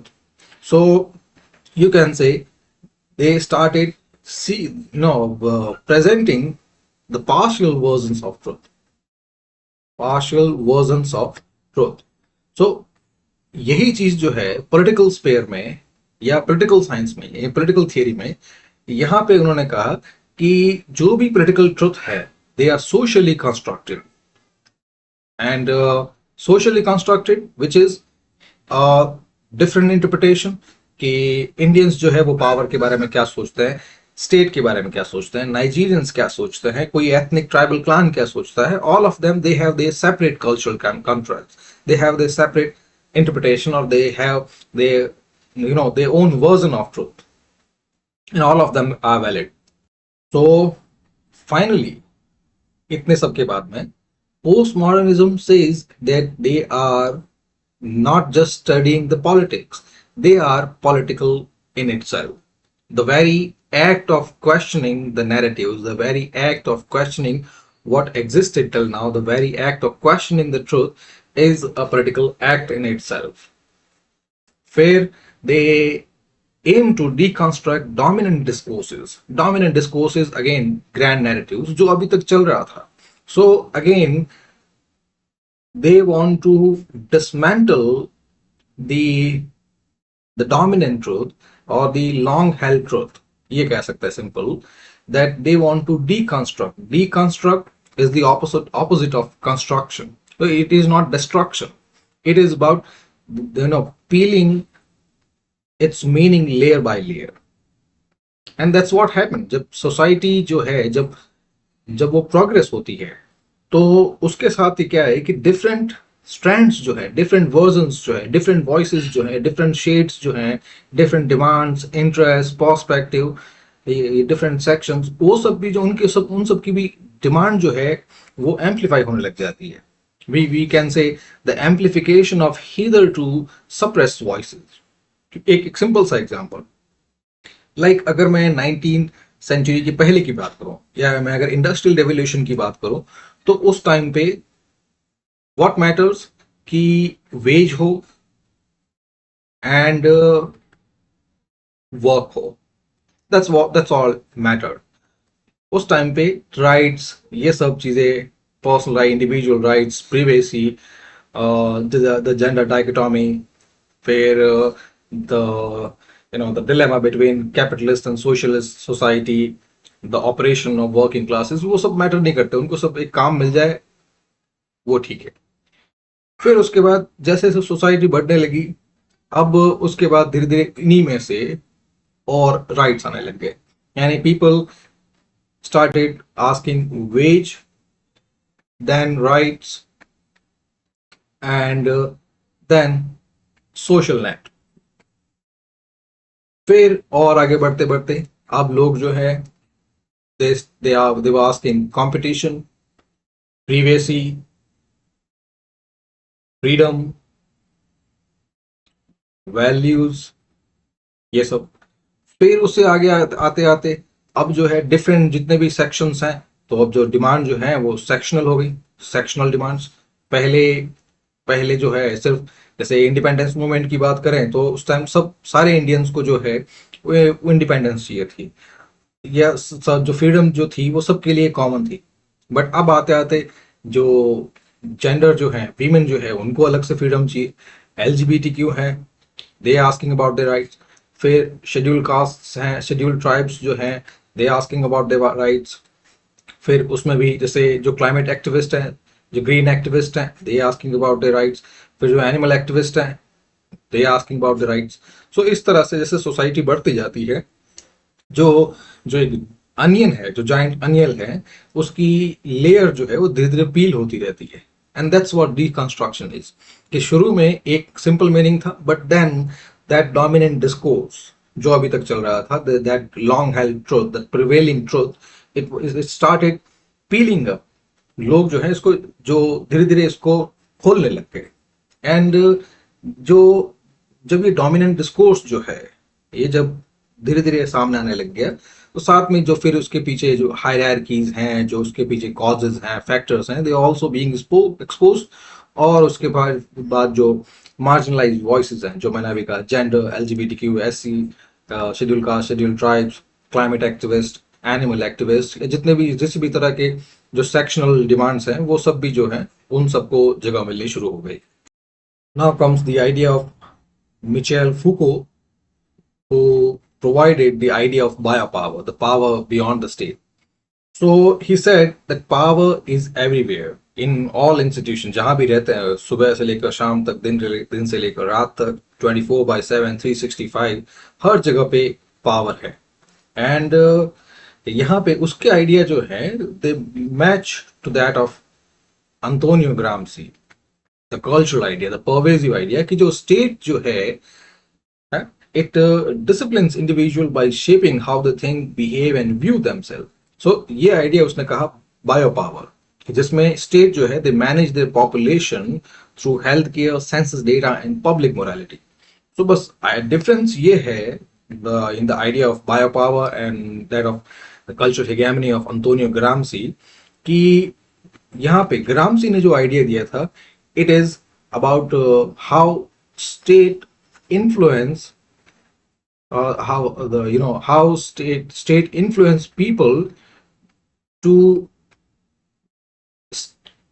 to keep that ruling idea prevalent. So जो ग्रामसी का आइडिया था, it is about preserving that social hierarchy, but यहाँ पे जो बायो पावर है मिशेल फूको का, it is about managing population, कि यहाँ पे पॉपुलेशन जो है, they are being guided in a particular direction, they are being disciplined, and this institutional discipline, it it provided so many factors, so many protocols, so many directions, so that people can be normalized towards a certain social expectancy. जैसे क्या, किस तरह के लोग होने चाहिए, क्या कपड़े पहनने चाहिए, कौन से फेस्टिवल सेलिब्रेट करने चाहिए, फिर किस तरह से बात करनी चाहिए, किस तरह से उनका लाइफस्टाइल हो, और किस तरह से वो खर्च करे, किस तरह की ऑक्यूपेशंस वो हैं वो लें, किस तरह के जो थॉट्स वो है उनके पास रहें।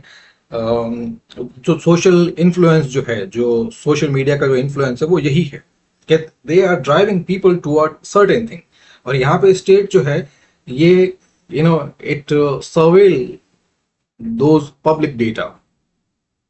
जैसे आधार प्रोजेक्ट का भी ले सकते हैं, कि वैसे आधार जो है, it is framed as a welfare reform, but it also enables surveillance and biometric control. जैसे आधार के अंदर जो फिंगरप्रिंट्स हैं, और फिंगरप्रिंट्स जो हैं, वो अगर आपको पता नहीं है, तो वो जो 4th वीक फीटस में बनना शुरू हो जाते हैं, और उसके बाद से लेकर लाइफ टाइम तक वो यूनिक रहते हैं। यानी जो फिंगरप्रिंट्स हैं हमारे, वो यूनिक हैं। और जो आधार है, it is a fingerprint based, a biometric based surveillance mechanism. So यहाँ पे यही आइडिया है मिचेल फूको का। फिर बात करते हैं Jacques Derrida about deconstruction and limits of language. So he said कि the truth need to be deconstructed. Now that truth is not given, but I want to present it at that way, क्योंकि हम बात कर रहे हैं politics की, and it's very much important that we should limit ourselves to the domain we are studying, politics, which is the act of a group making decisions. Now in that decisions they may provide many truths, a certain truth that should be applicable to a certain people or to their group. और ये होता है शुरू से ही, बहुत सारे जो truth हैं, ये they held a long sway over populace. Now postmodernism, it says that जितने भी टेक्स्ट हैं, जितने भी कॉन्सेप्ट्स हैं, जितने भी इंस्टीट्यूशंस हैं, या जो भी ट्रुथ हैं, in general, all political truth, they must be examined in detail, they must be critically examined. फिर according to Derrida language is never neutral. Language के साथ बहुत सारे उसमें कह सकते हैं बहुत सारे फीचर्स जुड़े होते हैं। The features, the baggages of history, of exclusion, of hierarchy, जैसे the term like democracy, equality, freedom, oh, they may carry hidden assumption that privilege some while excluding others. इसको दूसरे तरीके से देखते हैं, schedule caste and schedule tribes. अब ये दोनों जो ग्रुप्स हैं, नाउ आज इनके बारे में जब हम पढ़ते हैं, we more often than not we take the term for granted, but असल में बहुत कम लोग सोचते हैं कि ये टर्म्स आई कहाँ से। और आज जब भी हम देखते हैं, we whenever we come across such a term, scheduled caste and scheduled tribes, our mind goes that these are lower caste people and these are Adivasis, these are tribal people. So there are negative connotations, stereotypes that are associated with them. फिर जब भी हम LGBTQ की बात करते हैं, now the stereotype again come to our mind that we, India में बहुत सारे लोग ये समझते हैं कि ये जो है ये वो लोग है, किन्नर लोग है, या फिर ये वो लोग हैं जो सिर्फ गे है, लेस्बियंस है, like that. Again in simple politics, it has certain truth, but no truth is complete in itself. The truth that we see, it's just one interpretation. And may be जो हम ट्रुथ देख रहे हैं ये particular किसी dominant class का या फिर किसी पर्टिकुलर किसी इंटरेस्ट का, कोई इंटरेस्ट हो उस ट्रुथ को मैनेज करने में। कोई डोमिनेंट क्लास हो सकती है, कोई कास्ट हो सकती है, कोई इकोनॉमिक ग्रुप हो सकता है, कोई पॉलिटिकल ग्रुप हो सकता है, उसका ये एक वर्जन हो to maintain hegemony, like in the words of Antonio Gramsci या फिर in the words of Michel Foucault. लेकिन जो डेरिडा ने जो कहा है वो यही है कि ये सब इंटरप्रिटेशंस हैं and they are multiple interpretation, they are just one version of truth. और जब हम किसी टेक्स्ट को, किसी चीज को डिकंस्ट्रक्ट करेंगे, then we will arrive at बहुत सारे इंटरप्रिटेशंस, और उन्हीं इंटरप्रिटेशन को फिर क्लब अप करके, एक साथ मर्ज करके, एनालाइज करके, we can arrive at something called a main truth, या something that is quite similar to an acceptable version of truth। फिर जैसे एक और दिया हुआ है यहाँ पे जो इसी लैंग्वेज को लेकर दिया हुआ है कि why language deconstruction is necessary। जैसे यहाँ पे all men are created equal, या फिर जो social contract theory है that has been an agreement done by or agreed to by the free man।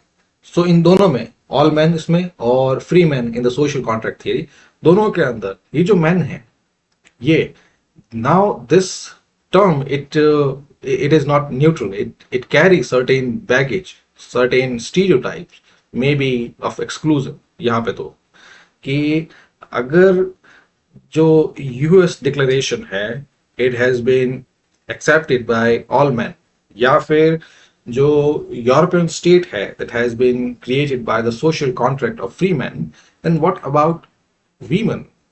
What about enslaved people? What about migrants? What about indigenous population? Here comes the idea of Judith Butler, gender as performativity. Now, performativity, it is about performance. So she, in her work Gender Trouble, she introduced this concept that people are not born men or women, they become one by performing social roles, gestures, and identities. So now, according to her, gender is a performance. So this is quite a radical idea। और वो कैसे कि अगर कोई भी person है, like अगर एक आदमी है and if he is engaged in care work, so that's like a feminine work। फिर a woman है and if she is engaged in some combat role, then that's a masculine domain। so यहाँ पे तो gender identity जो है वो काफी fluid हो गई। so again the point is कि जो gender roles जो हैं जो बायोलॉजिकल जो रियलिटी है, it is quite different from the social roles that has been associated with any particular gender. So that's it. क्योंकि बहुत सारे कुक भी हैं, बहुत सारे धोबी भी हैं, फिर बहुत सारे जो वीमेन हैं, they are they are officer, military officers, IAS officers, police officers. और यही इस चीज में अगर ये कहें तो यहाँ पे हम बिल्कुल भी gender and then social rules वो यहाँ पे बिल्कुल भी रिलेटेड नहीं है. सो यही चीज जो है, जुडीथ बटलर ने कहा है कि this is a performance, this is you know repurposing of social caricature. कि सोशल रोल्स जो है वो बायोलॉजिकल फैक्ट नहीं है, but a socially constructed identity है जो मैनेज हो रहे हैं. फिर बात करते हैं fragmenting the grand narrative, the meta narrative. So यहाँ पे जो मेटा नैरेटिव है, तो अभी तक तो आपको समझ में आ गया कि मेटा नैरेटिव हो गया, जो ट्रुथ हो गया, या जो भी है, यहाँ पे या तो ये किसी रूलिंग या डोमिनेंट क्लास का आइडिया है, या फिर ये एक सोल नैरेटिव है, a soul broader narrative that has been accepted by population. Now this grand narrative must be peeled off, must be deconstructed. So postmodernism does not ask about its a destruction. It seeks its a deconstruction. Key this grand narrative must be deconstructed, and then it by the very act of deconstruction it brings in diversity. कि जो अभी तक hither to marginalise voices हैं, वो सब जो है उनकी वॉइस जो है, उनके फीचर्स, उनके ग्रीवेंसेस, उनके इश्यू जो है वो भी लेके जाए. जैसे इट एम्फेसाइज प्लूरलिज्म की जितनी भी डिमांड्स हैं, कि इंडिया जो है सिर्फ हिंदू का नहीं है, या इंडिया जो है सिर्फ इंडियंस का नहीं है, यहाँ पे बहुत सारे लोग जो हैं उन सब के आइडियाज जो हैं वो आइडियाज, इश्यूज, डिमांड्स, इंटरेस्ट वो सब अकाउंट में हो. फिर लोकल नैरेटिव्स कि सिर्फ एक ही ट्रुथ क्यों, एक ही डोमिनेंट इंटरप्रिटेशन क्यों, मल्टीपल इंटरप्रिटेशन जो है उनको भी इंक्लूड करो. And when we talk about diversity, about inclusion, about pluralism, then it is a matter of micro politics, या कह सकते हैं devolution of power, decentralisation of power, and finally fluid identities कि नो स्टीरियोटाइप्स. क्योंकि again we if we try to deconstruct that grand narrative, that meta truth, then फिर जो भी जितने भी स्टीरियोटाइप्स है, man women, man to the public, women to the private, फिर combat role to the man, फिर care work to the women, फिर ये होना चाहिए एससी एसटी, जितने भी स्टीरियोटाइप्स हैं, ये जो फिक्स लेबलिंग्स जो हैं वो हट जाएंगी, they will be abolished, and what will be left is fluid one, fluid identity. And now that's again we are reaching an acceptable form of truth. कि यहां तक आते आते ठीक है, फिर जो फिक्स लेबलिंग है वो हट गई. यानी अब if we are looking at a certain scheduled tribe, then हमारे दिमाग में वो ना है कि ये एक आदिवासी है. अगर ऐसा है तो बहुत सारे जो आईएएस ऑफिसर्स हैं, they are Meena caste, Meena tribes हैं, and Meena they are scheduled tribes. Now अगर आप उनको देखेंगे तो they are living quite a luxurious life, and not just luxurious but a prestigious life, और वो वहां पे अपने एफर्ट से आए. तो अगर ये जो फिक्स लेबलिंग हटेगी, फ्लूइड आइडेंटिटी आएगी, तब हमारे सामने बहुत सारी चीजें आएंगी. फिर there is a talk about subaltern voices. Now, subaltern voices are the voices that belongs to the marginalized people, peasants, tribal communities, women, colonized subjects, LGBTQ, and those who are oppressed. So, वो सब लोग who are left out of colonial and national histories, अब उनकी आवाज सुनी जानी चाहिए. Their voices should be recovered and should be given a place in the mainstream history. सो जैसे गायत्री स्पीवॉक्स फेमस ऐसे, कैन द सबाल्टर्न स्पीक. सो जो भी उस सोशल हायरार्की में मार्जिनलाइज जो लोग हैं उनकी आवाज भी सुनी जाए, एंड देन उनकी आवाज सुनने के साथ ही we will have a new interpretation of truth, a new look at reality. और वो रियलिटी जो है उसके साथ ही जब उसको मेन स्ट्रीम जो ट्रुथ है, मेन स्ट्रीम रियलिटी है, मेन स्ट्रीम अकाउंट है या मेन स्ट्रीम डेटा है, उसके साथ जब हम उसको मर्ज करेंगे या उसके साथ हम उसको फिक्स करेंगे, then we will arrive at a newer version, newer way of looking at truth. फिर क्रिटिसिज्म की बात करते हैं. So first, it do not have any firm moral position. So that's what deconstruction is, that's what the whole question is, because they are more about questioning.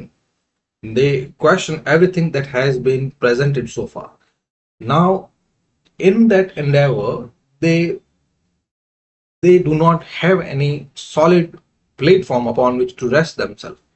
क्योंकि अब question के साथ, if they extend, if they forward their own view, then they, in one way or another, they are also providing one such narrative.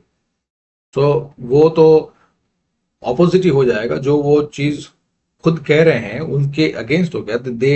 दे से कि truth जो है वो multiple versions है. अगर कोई चीज बताएंगे या वो भी अपना कुछ व्यू आगे करेंगे, तो it will be just one narrative, it will not be a final narrative.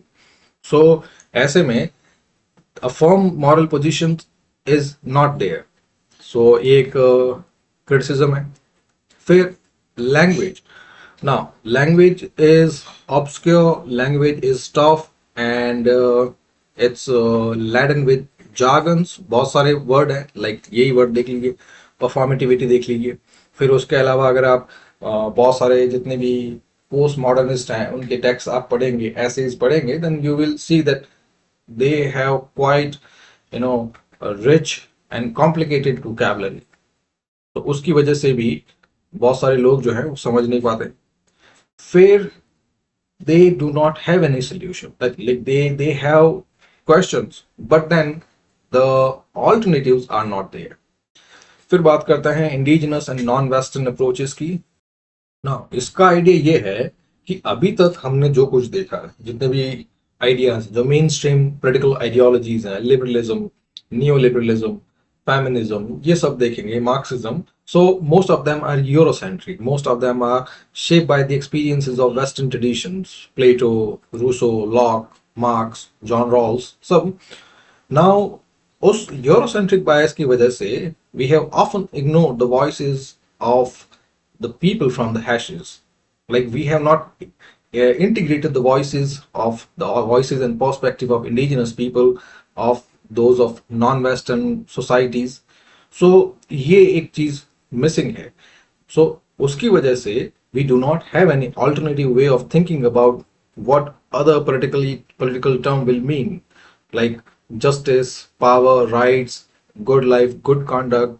ये सब जो है ये अलग सोसाइटी में, इंडिजिनस सोसाइटी, जैसे नेटिव अमेरिकन हो गए, या जो ऑस्ट्रेलियन हो गए, या जो माओरीज हो गए न्यूजीलैंड के, या फिर जो इंडियन ट्राइबल्स हो गए, या फिर जो अफ्रीकन सब सहारा में हो गए, या फिर जो अलास्कन इनुइट्स हैं, वो सब जो है what they think about all the social customs.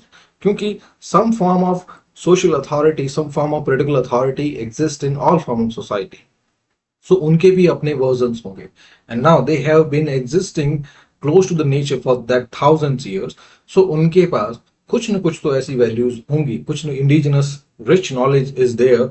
And if we can bring that knowledge into the mainstream approaches, into the mainstream study of political theory, then we may provide it a pluralist dimension. And what uh, postmodernism says, that we may bring new many such alternative, many such interpretations of truth that may help us achieve that closer, that more broader and acceptable form of truth. So again, these approaches, indigenous and non-Western approaches, they not just add diversity, but they also reframe the very questions of political theory. क्योंकि जितने भी questions हैं, what is justice, how power should be distributed, who should be ruling, how people should vote, or what should be the duty and authorities of a state, ये सब question जितने भी हैं, अगर हम non western and indigenous approaches भी उसमें लाते हैं, इंडिजिनस इंटरप्रिटेशंस भी लाते हैं, then we might not know. We may come across many solutions, flexible and fluid solutions that will you know bring miracle to the political landscape of the world, where we you know the Eurocentric ideals, they focus on the individual because of the individualism that is prevalent in Western society. जो बाकी जो non western societies हैं, चाहे middle eastern कहें या फिर Latin American, African society, eastern और या Asian society, specially East Asian society, South Asian society, इन सब में we we live in a group, we live in a community, we have many virtues like harmony, duty, ethics, all of them. फिर इसी में आगे देखते हैं the ideas of B.R. Ambedkar. So the ideas or political philosophy of Ambedkar is a powerful example of a non-Western anti-caste political theory. Now, यहाँ पे he argued that political freedom without social justice was meaningless. कि अगर जैसे आज भी देख रहे हैं कि अगर schedule caste and schedule tribe दोनों की बात करें कि उनको पॉलिटिकल फ्रीडम दी हुई है, but then social justice is not there. So ऐसे में वो फ्रीडम जो है किसी काम की नहीं, because then that freedom will be cornered by the powerful elements. So और यही साथ में अंबेडकर के अकॉर्डिंग कास्ट जो है it was a form of greater inequality and systemic humiliation, a form of and a building of operation of the Hindu religion, or this thing must be annihilated, this thing must be abolished. क्योंकि this whole building, the caste system, it is based not only on hierarchy but on operation. So that's a difficult foundation to stand upon. Like अगर hierarchy पे कोई चीज है तो hierarchy पे तो corporate भी है. तो कॉर्पोरेट में भी जो सबसे पहले जो लो लेवल एम्प्लॉयज आते हैं, देन उसके बाद सुपरवाइजर्स, फिर जो मिडिल लेवल मैनेजर्स, फिर higher level manager, directors, zonal directors, then CEO है, फिर फाउंडर्स हैं, इन्वेस्टर्स हैं, ये सब, ये इस तरह से हायरार्की हर जगह एग्जिस्ट करती है, हर एक कॉर्पोरेट. इवन जो ब्यूरोक्रेसी है उसमें भी हायरार्की एग्जिस्ट करती है. डिस्ट्रिक्ट कलेक्टर्स होते हैं, उनके ऊपर फिर ये जोनल लेवल पे डायरेक्टर्स होते हैं, फिर उसके बाद असिस्टेंट जो क्या कह सकते हैं सेक्रेटरीज होते हैं, फिर उसके बाद जॉइंट सेक्रेटरीज होते हैं, फिर उसके बाद चीफ सेक्रेटरीज होते हैं. सो इस तरह से हायरार्की हर जगह एग्जिस्ट करती है, but that hierarchy is not based on operation. Corporate hierarchy, bureaucratic hierarchy, it is based on the wisdom, on experience, on seniority. But यहाँ पे the hierarchy of Hindu religion, it is based on operation.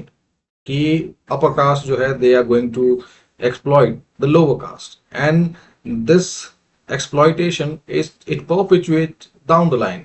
सबसे पहले upper caste में जो general है, then फिर OBC है, फिर उसके बाद एससी एंड एसटीज है. So this how this thing work, this how this operation,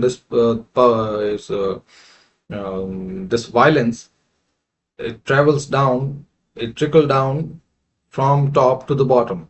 So अगर कोई चीज, कोई इंस्टीट्यूशन ऑपरेशन पे एग्जिस्ट करता है, so it is not going to exist that for long.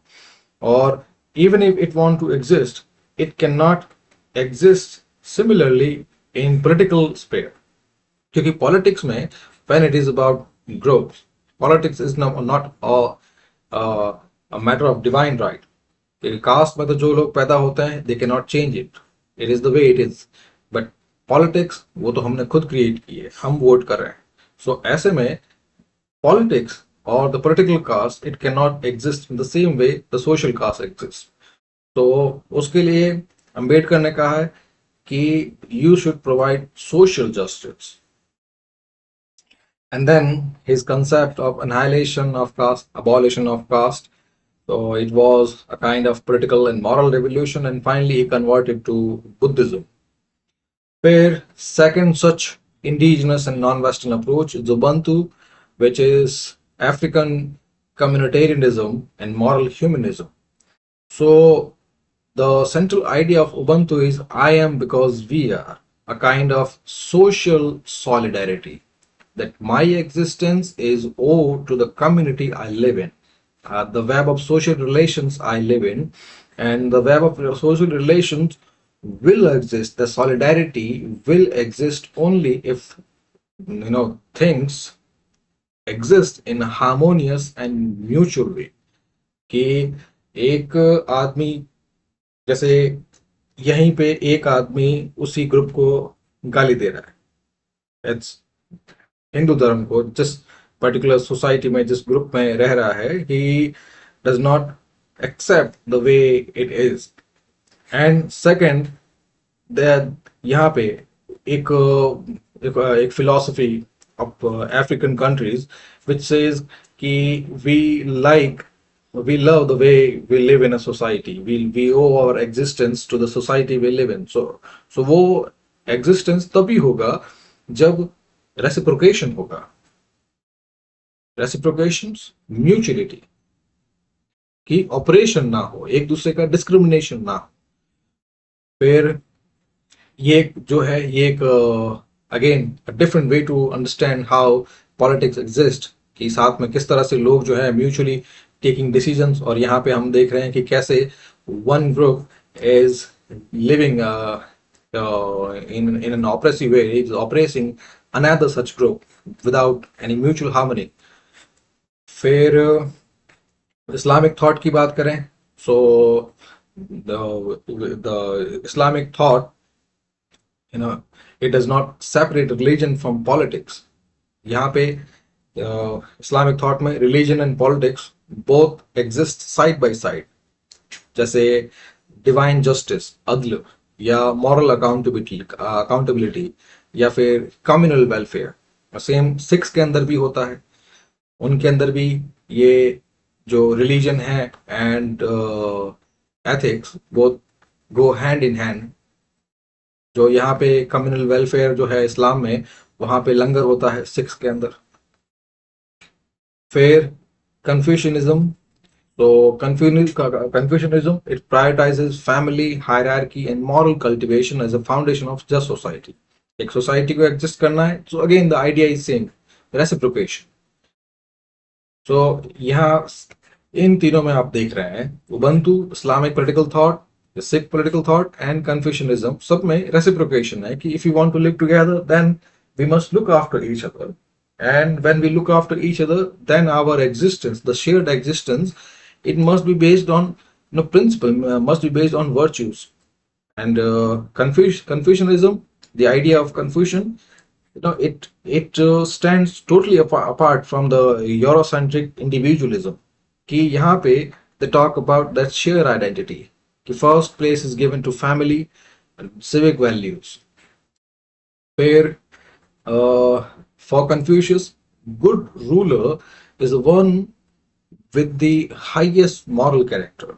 So it is not just the solidarity, the communal living, but also ethical values. फिर हिंदू धर्म की बात करते हैं. सो शुरू से from the ancient time, Mahabharata, Arthashastra, Dharmashastra, जितने भी वेद पुराण जो हैं, all of them they talk about the righteous order, dharma. And dharma here is not religion, it is the duties and responsibility of living.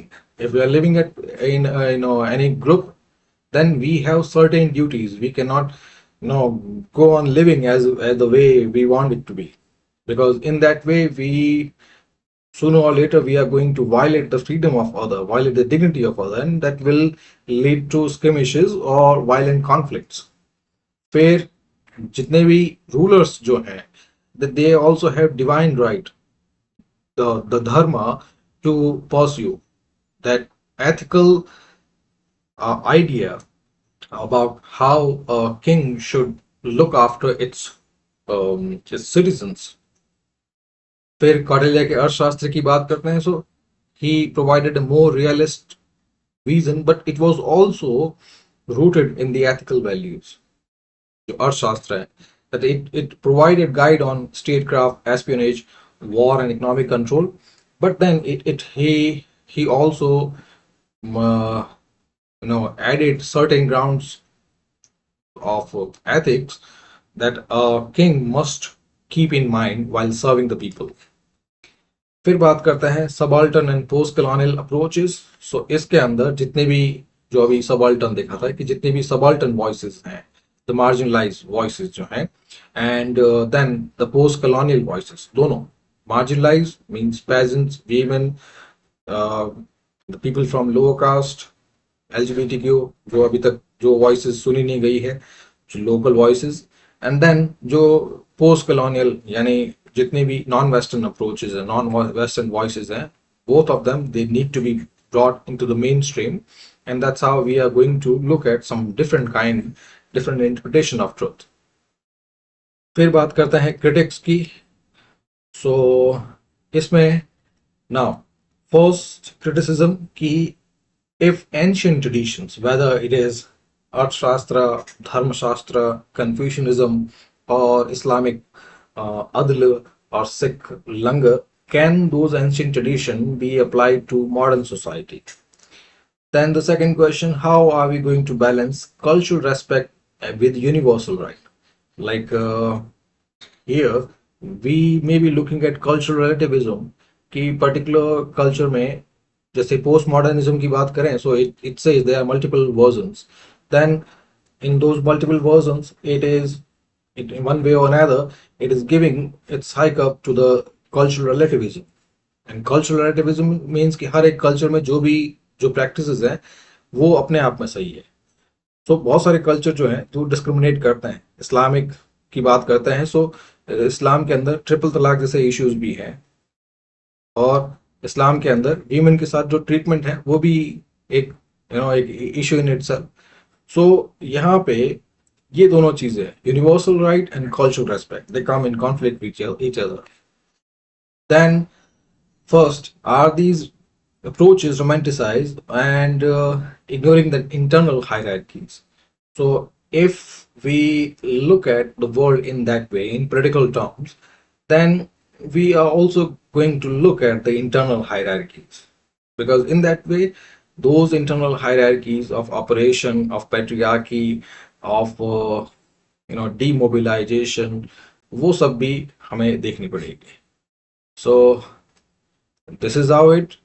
फिर कोई भी क्वेश्चन है, just ping me in the community section or the comment section. It's been a long lecture, and where I assume that there may be some parts, some strands, some topics, some concept that I might have spoken for long or might not have given that own due. So in दोनों cases में, this space is yours. Ask questions, ask longer questions, and you will have longer answers. This is it. Thank you very much.